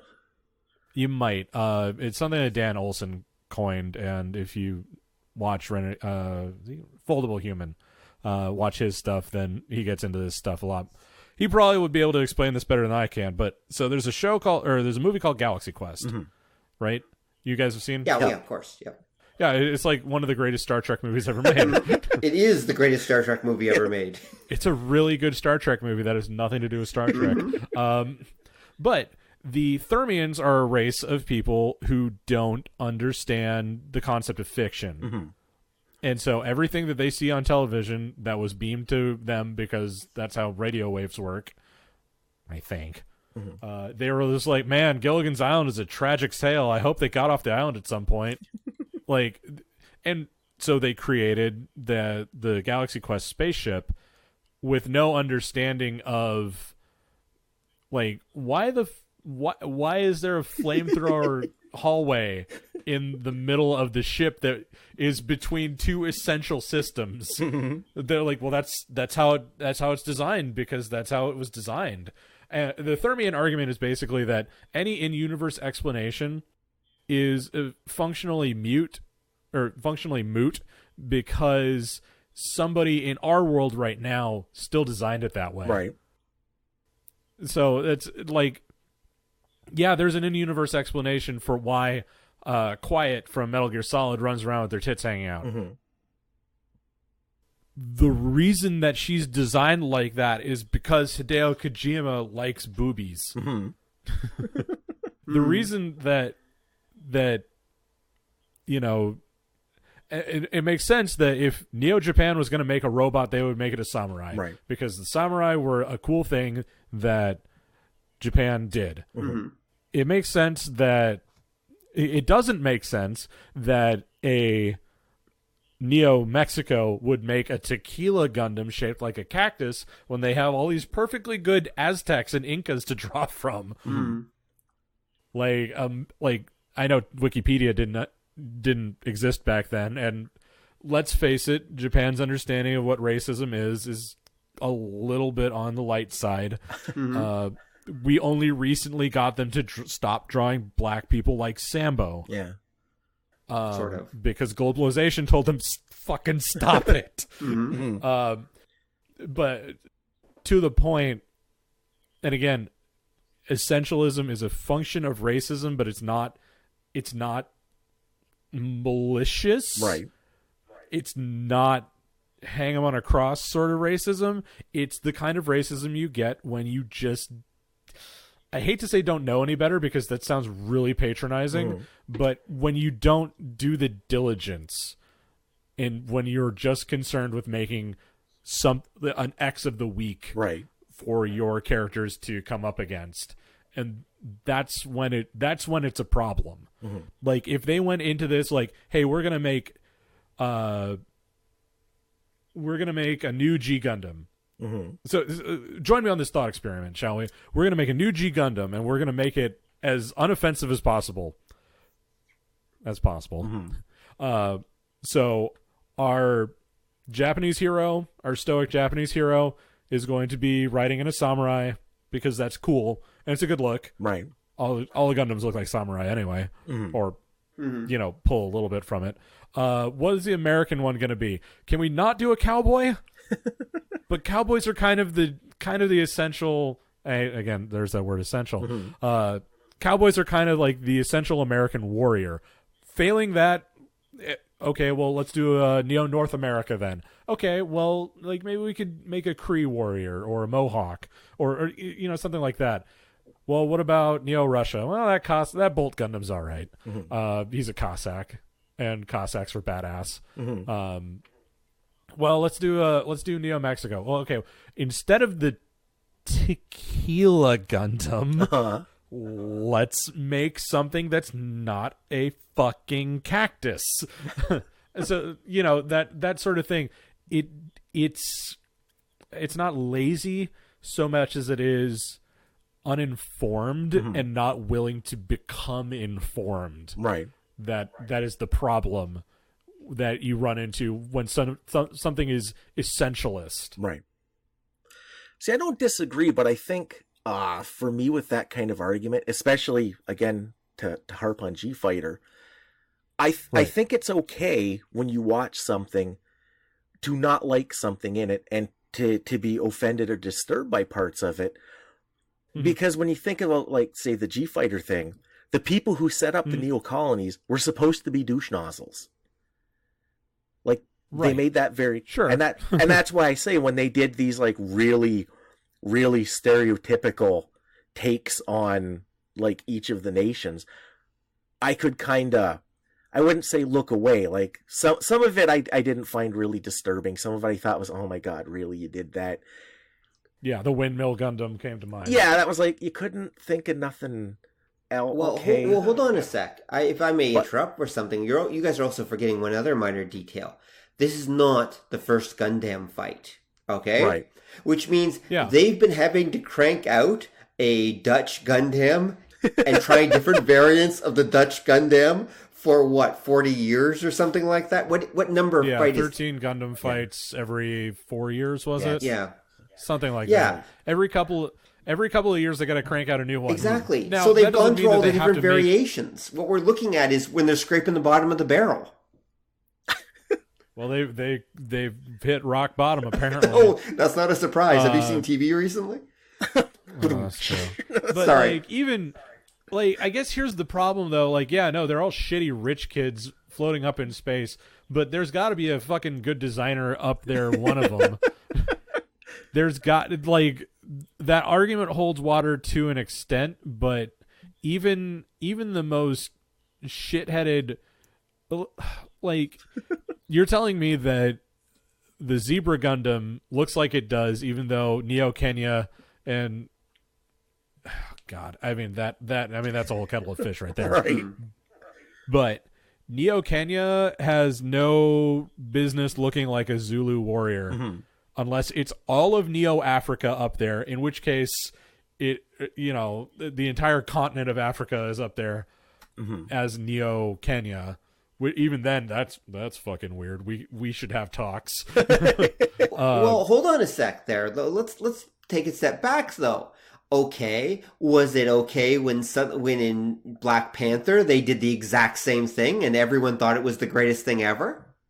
Like, yes, because that's fusion. That is okay. So now you have to look at who's doing it in general. Oh, okay. Suddenly, a bunch of American black people who have never set foot in Africa and are as American as you are suddenly able to talk about Africans, and that's okay.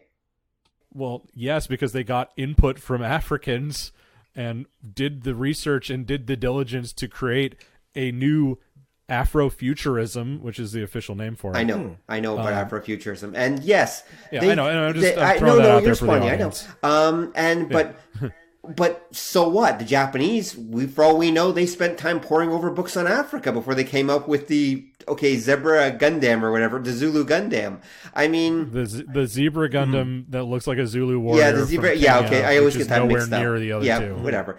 The point is, you're still basically taking aspects of some other culture, and you're going, okay, what would something that these people from this culture might think is cool look like, and that's what they've done, and they put it together.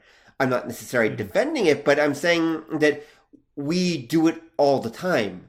It happens all the time. Is that right or wrong? Okay, that's a different argument as well. Yeah, and I would argue that no, it's not. But wait, but you just said it's not. But Black Panther did it, and it's the most popular thing ever. Black Panther did the research.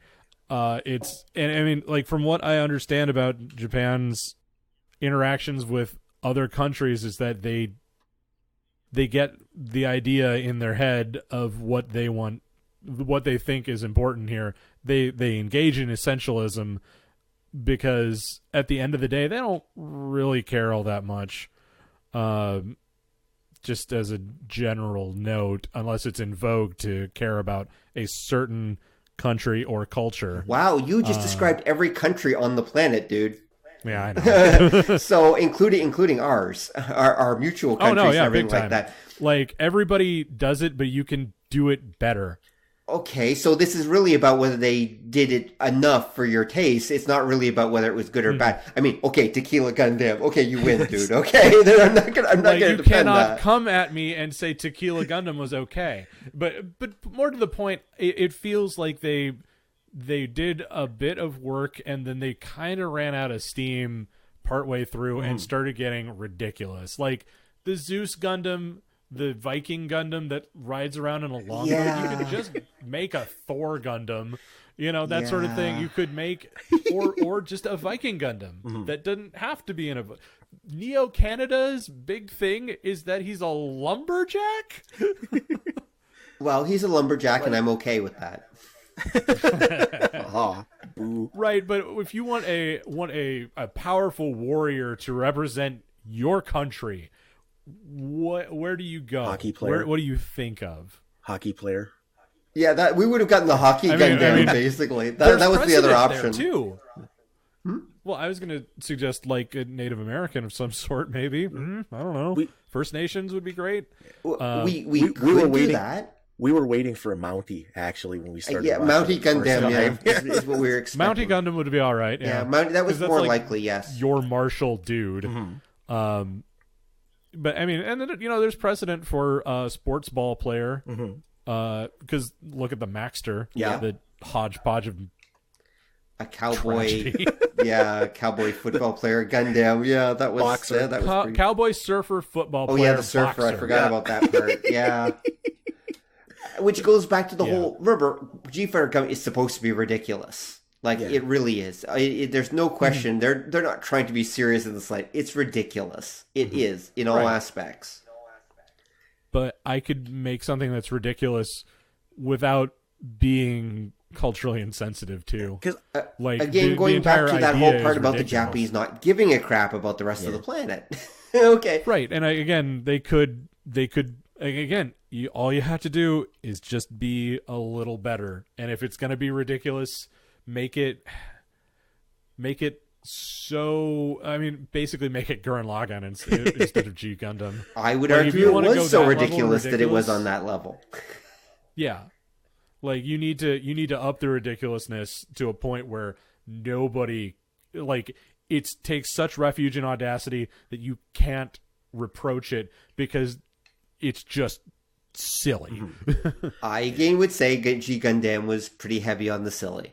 Because I think I can split the difference. Okay. About Thanks, Solomon.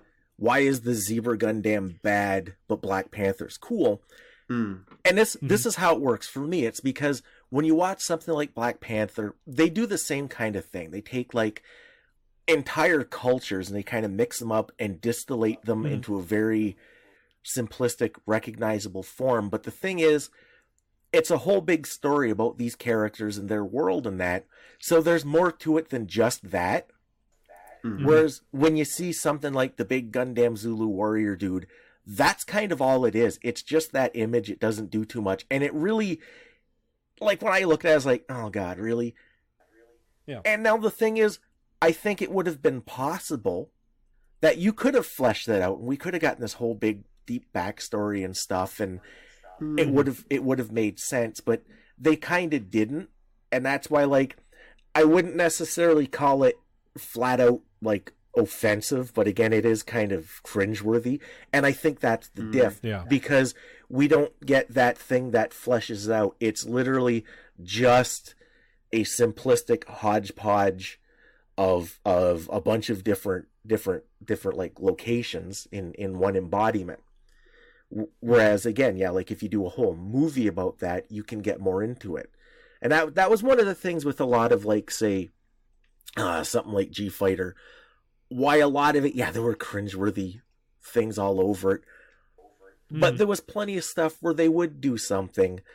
Like if you look at the main characters, they weren't national stereotypes. They were action robot stereotypes.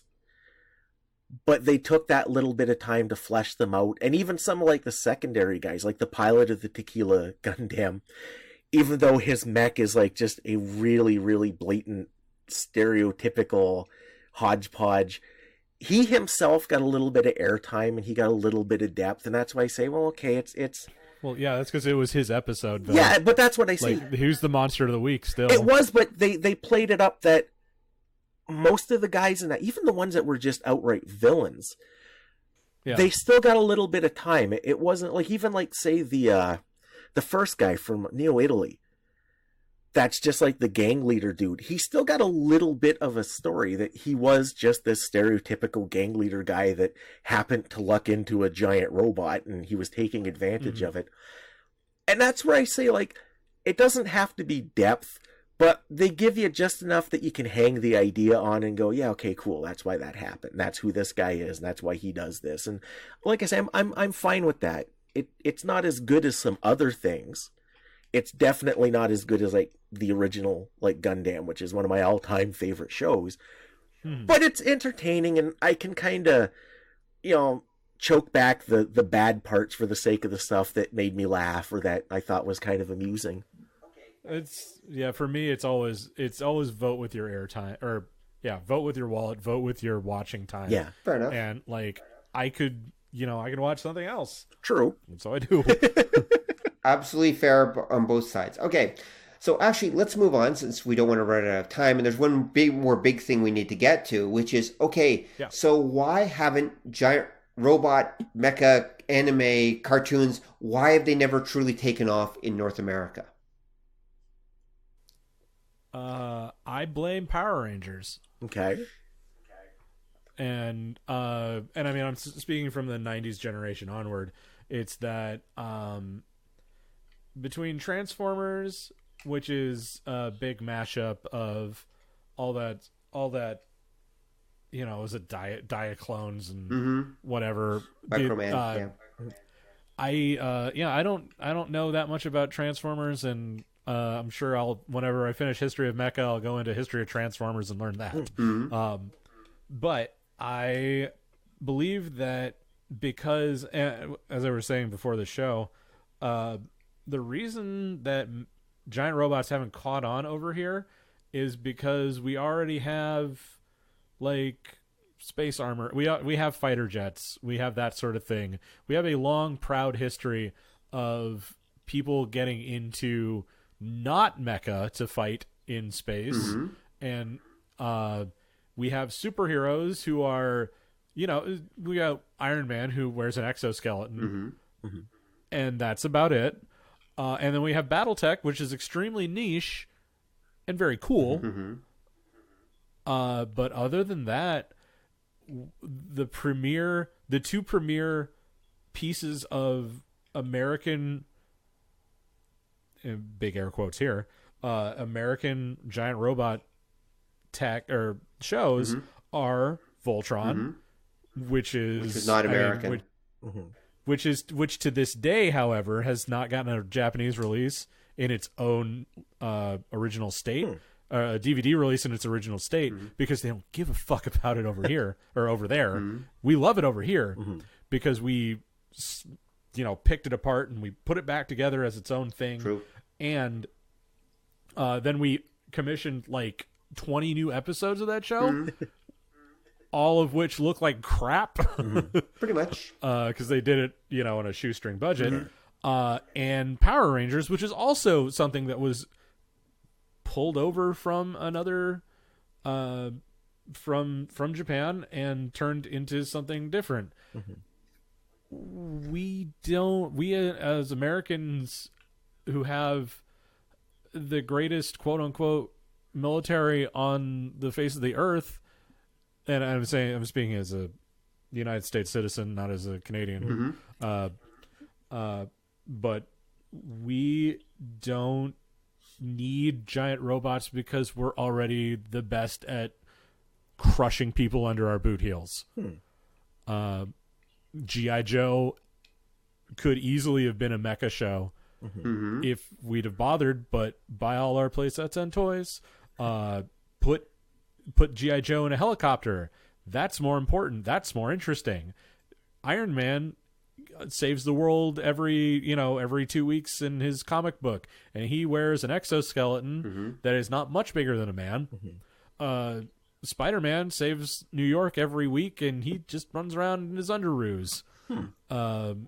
Our heroes don't Our heroes don't need outside help for the most part. What makes them special is their intrinsic powers or the thing that they created themselves. Which is, I mean, that probably has a lot to say about, the American psyche. But the reason that robots never caught on, I think, why do we need them? Why do we need a giant robot when I've got Batman and Superman? Why do I need a giant robot when I've got he says, desperately looking around at his walls for American material. But more seriously, I don't need a giant robot. You know what was really cool? That guy from Predator. I'd like to be like him, and I can do that because I don't have to create and design a giant robot to do it. You know who is really cool? John McClane. He's just a normal guy. Our working class heroes dominate our landscape as far as the American psyche goes when it comes to heroes. And so when you get a military dude, or I mean, in the case of a real robot thing, or just some punk kid in a giant robot, well, we don't really take to it. Not for lack of trying. Do you guys remember Shogun Warriors? Yeah. Mm-hmm. Yeah. All cribbed from great Japanese works. Mm-hmm. That was the 70s. That was like the time that Americans could have jumped on the giant robot thing, and we didn't. Yeah. Because we had Flash Gordon and we had Buck Rogers, and we didn't need a giant robot. Sure, maybe we needed a rocket ship. Maybe we needed an X-Wing. Maybe we needed the Enterprise itself, but we didn't need no stinking robots. Well, because we could just roll up our sleeves, spit in our hands, and knock out the bad guy with our good old-fashioned American fist. I can see your perspective. I can definitely see that.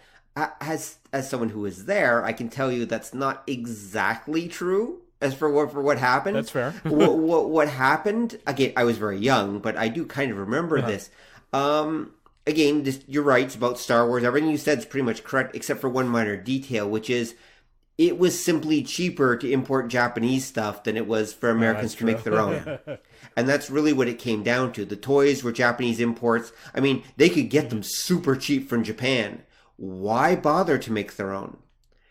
And It wasn't until 1984 when Americans, I believe it was 84, when Americans made Mighty Orbots. That was basically... Yeah, even that was a Japanese joint production, wasn't it? It was, but it was still written by Americans. It was still actually planned and written by Americans. They basically just had their Japanese partners animate it and do a few designs. But inherently, it's it's an American production. And that came in the wake of Robotech and... Yeah, and by then we'd already seen Robotech. You're exactly right. Actually, no, that's not quite true. It's I think it's just before. It's just before Robotech. Yeah, it is. Because Robotech's like 86, I think, and Orbots, I think, is 84. 85. There we go. Yeah, it's all behind. So there we go. All before my time. So the point is that, no, Americans had their chance, but it was just cheaper for kids who like the robot stuff. There it was. And you could just, it was cheaper to bring the Japanese stuff over. And it did have a huge flare-up, especially in the early mid-'80s, and then it kind of died down in the late 80s. Yeah. It wasn't until Power Rangers came around that kind of really reinvigorated the whole mecha thing in American stuff. And that took its time. But and the problem also with Power Rangers is that show was not really well written, and that show was very much aimed at little kids. It was. So when you get people thinking about, oh man, you know what's cool? Giant robots. Oh wait, those are for little kids. I want to look at something. The huge cultural barrier that is, this is for children and this is for adults that exists in Japanese or in American media, in Western media, I should say, not to be, is peculiar to say the least, but also hard to break free from. Yeah. But even in the 60s, we were just importing Ultraman over. Yeah. because why would we make our own thing? Well, that's exactly when we right. can just have somebody else's. Exactly.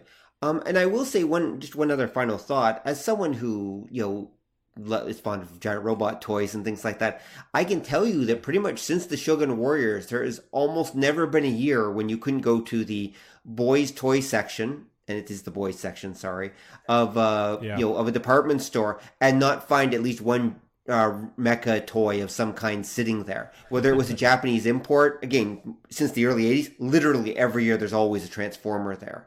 And there's been other stuff there over the years. There were Robotech toys, there have been Battletech toys, there have been GoBots, Exo Squad.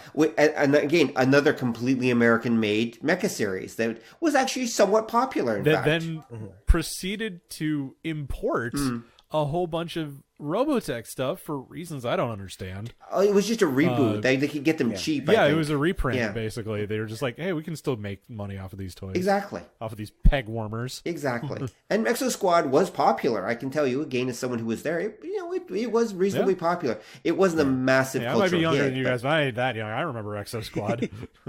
Right. Well, Exo Squad would have been mid-90s, if I remember right. It came out. I was born in 86. So you would remember Exo Squad. There we go. Yeah.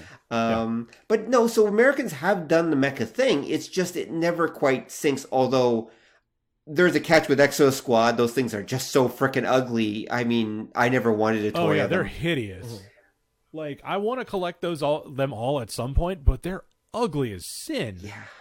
They're just not cool looking. The other thing is when Americans design mecha, I'm looking at you, FASA Corporation. They're walking tanks. Yeah, they are. I don't want to pilot a walking tank. I want to pilot a Valkyrie. Yep. I want to pilot a Gundam. Yep. I want to pilot something that can do flips and shit. Yeah. I don't want to pilot a thing that, if you shoot it in the leg actuators, it's going to trip and fall down face first, and then I'm just going to get reamed by, missiles coming up my tailpipe because now my rear armor's exposed. Oh, shit. Yep. Yeah. I think there's a catch. Fucking Battletech. I think there's a big catch to that, because I think you guys are right that the giant robot thing doesn't quite register to the North American psyche, but because it's so cheap to bring over, every now and then we get a flare-up because they find something. And the biggest problem you get, because this is the Exo Squad problem, anytime anybody in North America designs a mech, it's always the power loader from Aliens.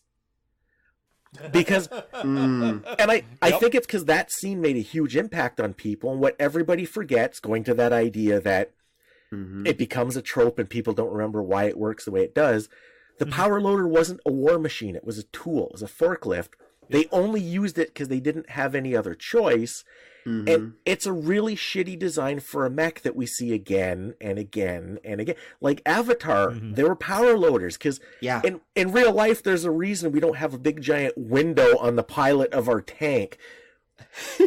But in real life, there's a real reason that our troopers don't go around without proper protection in a hostile environment. My God, that movie is bad. And we don't make the infantry run behind the jet fighters either. It's really, really tough on them. So they don't like it. They get crabby. Then they cry. Yeah. But that's the problem. Like, everything is because the front loader from Aliens made such an impact that whenever in North America we think of like a robot or a mech or power armor, that's what comes to mind. And I mean, even look at Megas XLR, which is a loving nod to all sorts of anime, mostly the stuff that came over to America specifically. But my God, that thing is a brick. Yep. There is no elegance to that machine. Yeah. It's just and it's a shame. It's really funny that when you design, and I've dabbled in it because I like to get an animation studio off the ground because I regularly have insane pipe dreams. I design mecha all the time, and it's fun. And everybody's like, "Oh, cool anime mech," and I'm like, "Well, okay," but like nobody says, "Oh man, that's a cool American style mecha design." I can clearly see the Western influence on it because there is none. But when they think of an American mech, they think Robot Jocks if they're old enough, or they think Pacific Rim if they're me. And even then, that's, Gypsy Danger has a top speed of about 25 kilometers an hour. Right. To be fair, Cannon God X Axion moves at 250 kilometers an hour, but it goes thud, thud, thud. Right. Because it's 140 stories tall. Right. Name dropping, it's all I'm good for. And then bringing it back around nowadays, too, when people think powered armor, they think of Iron Man from the movies, and Iron Man from the movies is a lightsaber hard suit.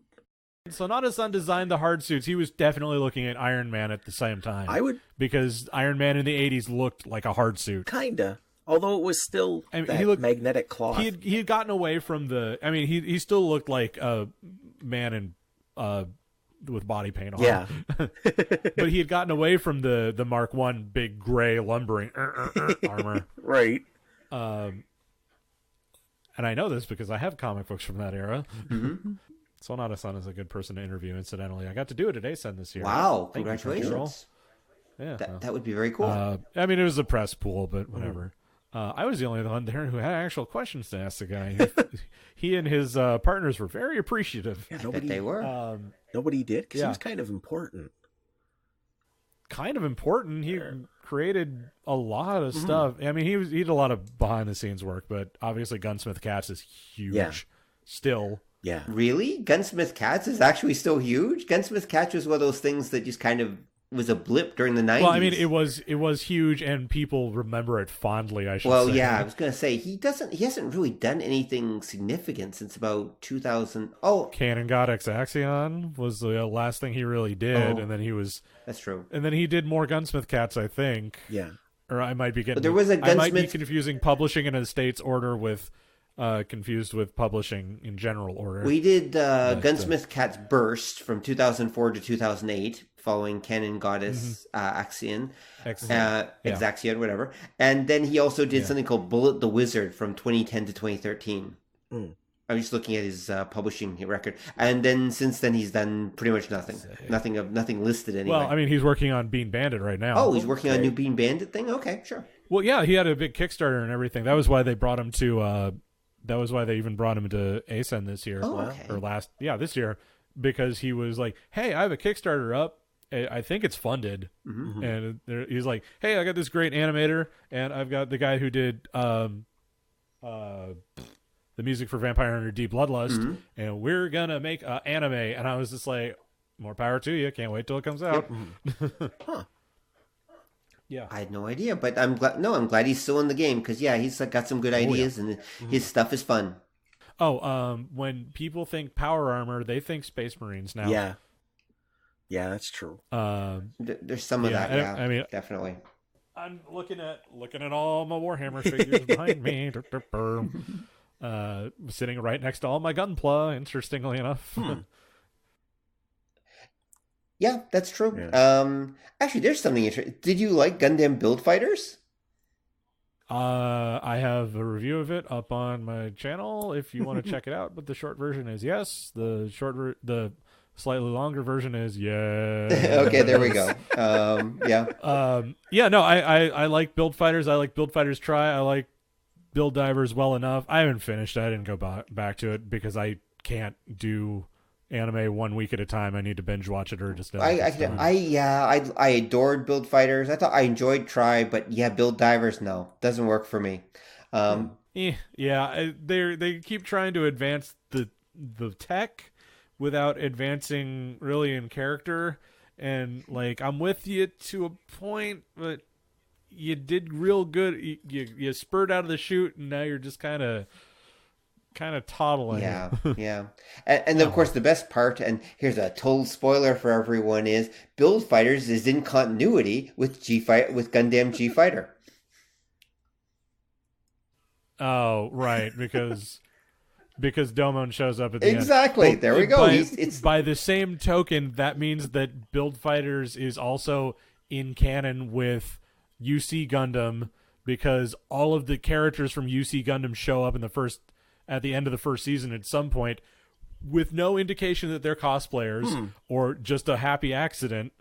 It's also in canon because that's just fucking Rambaral. Well, there's that, but there's that too. But the Domon Cashew thing is definitely canon. The rest of it we can debate about, but no, that's definitely canon. Nothing to debate. Lala Sun is standing there next to Char Aznavour. Well, okay, those are cosplayers. Like, oh, come on, cosplayers. No, they're not. Cosplayers. They are nowhere near anywhere that should be a cosplay. Whereas the actual character goes back to the future to his master, and it's Domon Cashew. Total spoiler, but whatever. Anyway, so in the end, that is so I think we can all agree G-Fighter wins. Good night, folks. I'm just going to sit here and seethe on that comment. Don, any final thoughts before we go?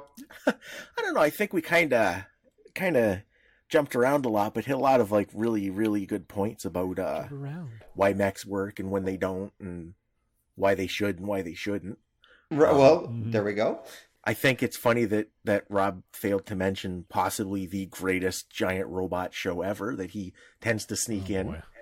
You mean Captain Power and the Soldiers of the Future? No, actually, he's talking about Symbionic Titan. Actually, no, I wasn't. I was talking about Go Wapper, but... Oh, yeah. Go Whopper, really? he just liked the name. Go Whopper, really? No, because really? I sneak in where, goddamn Go Wapper 5. There we go. Yes, that's what he's expecting me to say. Yeah. Go Whop, Go Whop, Go Whopper. Goddamn Go Whopper 5. Get out of here. Exactly. That's true, Don. I forgot. No, it's not the best one ever, but it does have the best name. That's Goddamn true. Go Whopper 5. That's what the villains say every time. Get out of here with that. Next thing, I was going to make a joke about Yataman, but I actually like Yataman, so never mind. Okay, then. And any final thoughts, Prof, before we go? Go watch my shows. There we go. Donate to my Patreon so I can start. Yeah, okay. So where can they find you? Shameless plug section. I am Professor Otaku on Twitter, Professor Otaku on Tumblr, on Patreon, also Professor Otaku. I would like to continue to do History of Mecha and Gundam Retrospective, but Patreon's down lately, and it wouldn't be fair for me to just start working on that again for the people who didn't donate to it, because all the people that got me this far. So I'm kind of in limbo there. I just put a review out on Ehrgeiz, which is not the PS1 game. And you can find that on YouTube at Professor Otaku D2. I don't think there's any profs out there that's not me. Right. But I can't say for certain. And yeah, that's me on there. I have a Discord. It's all this stuff is linked in the descriptions for my videos. So come to my Discord and chat with other mecha nerds, and we will link to that in our show notes as well for this episode, for anyone who wants to come find it. Rad. Yep. Okay. So thanks for coming on, Prof. We really appreciate you spending some time with us and sharing your wisdom. Happy to be here. I'll be around if you need me in my little corner where we keep all the real robots away from super robots. Okay, well, you can go play with your toys again now. Anyway, yay! So thanks everyone for listening, and please tune in next time when we'll talk about something almost as cool as this. Okay, maybe even cooler. We'll see what happens. Later. Bye. Later. Thanks for listening to the show. If you'd like to hear more or join the conversation, come visit us at obeythedna.com. You can also find us on iTunes or whatever fine podcast site forgot to lock their back door. So until next time, remember that to master the nerdly arts takes time, practice, and enough Coca-Cola to drop a rhino. See ya!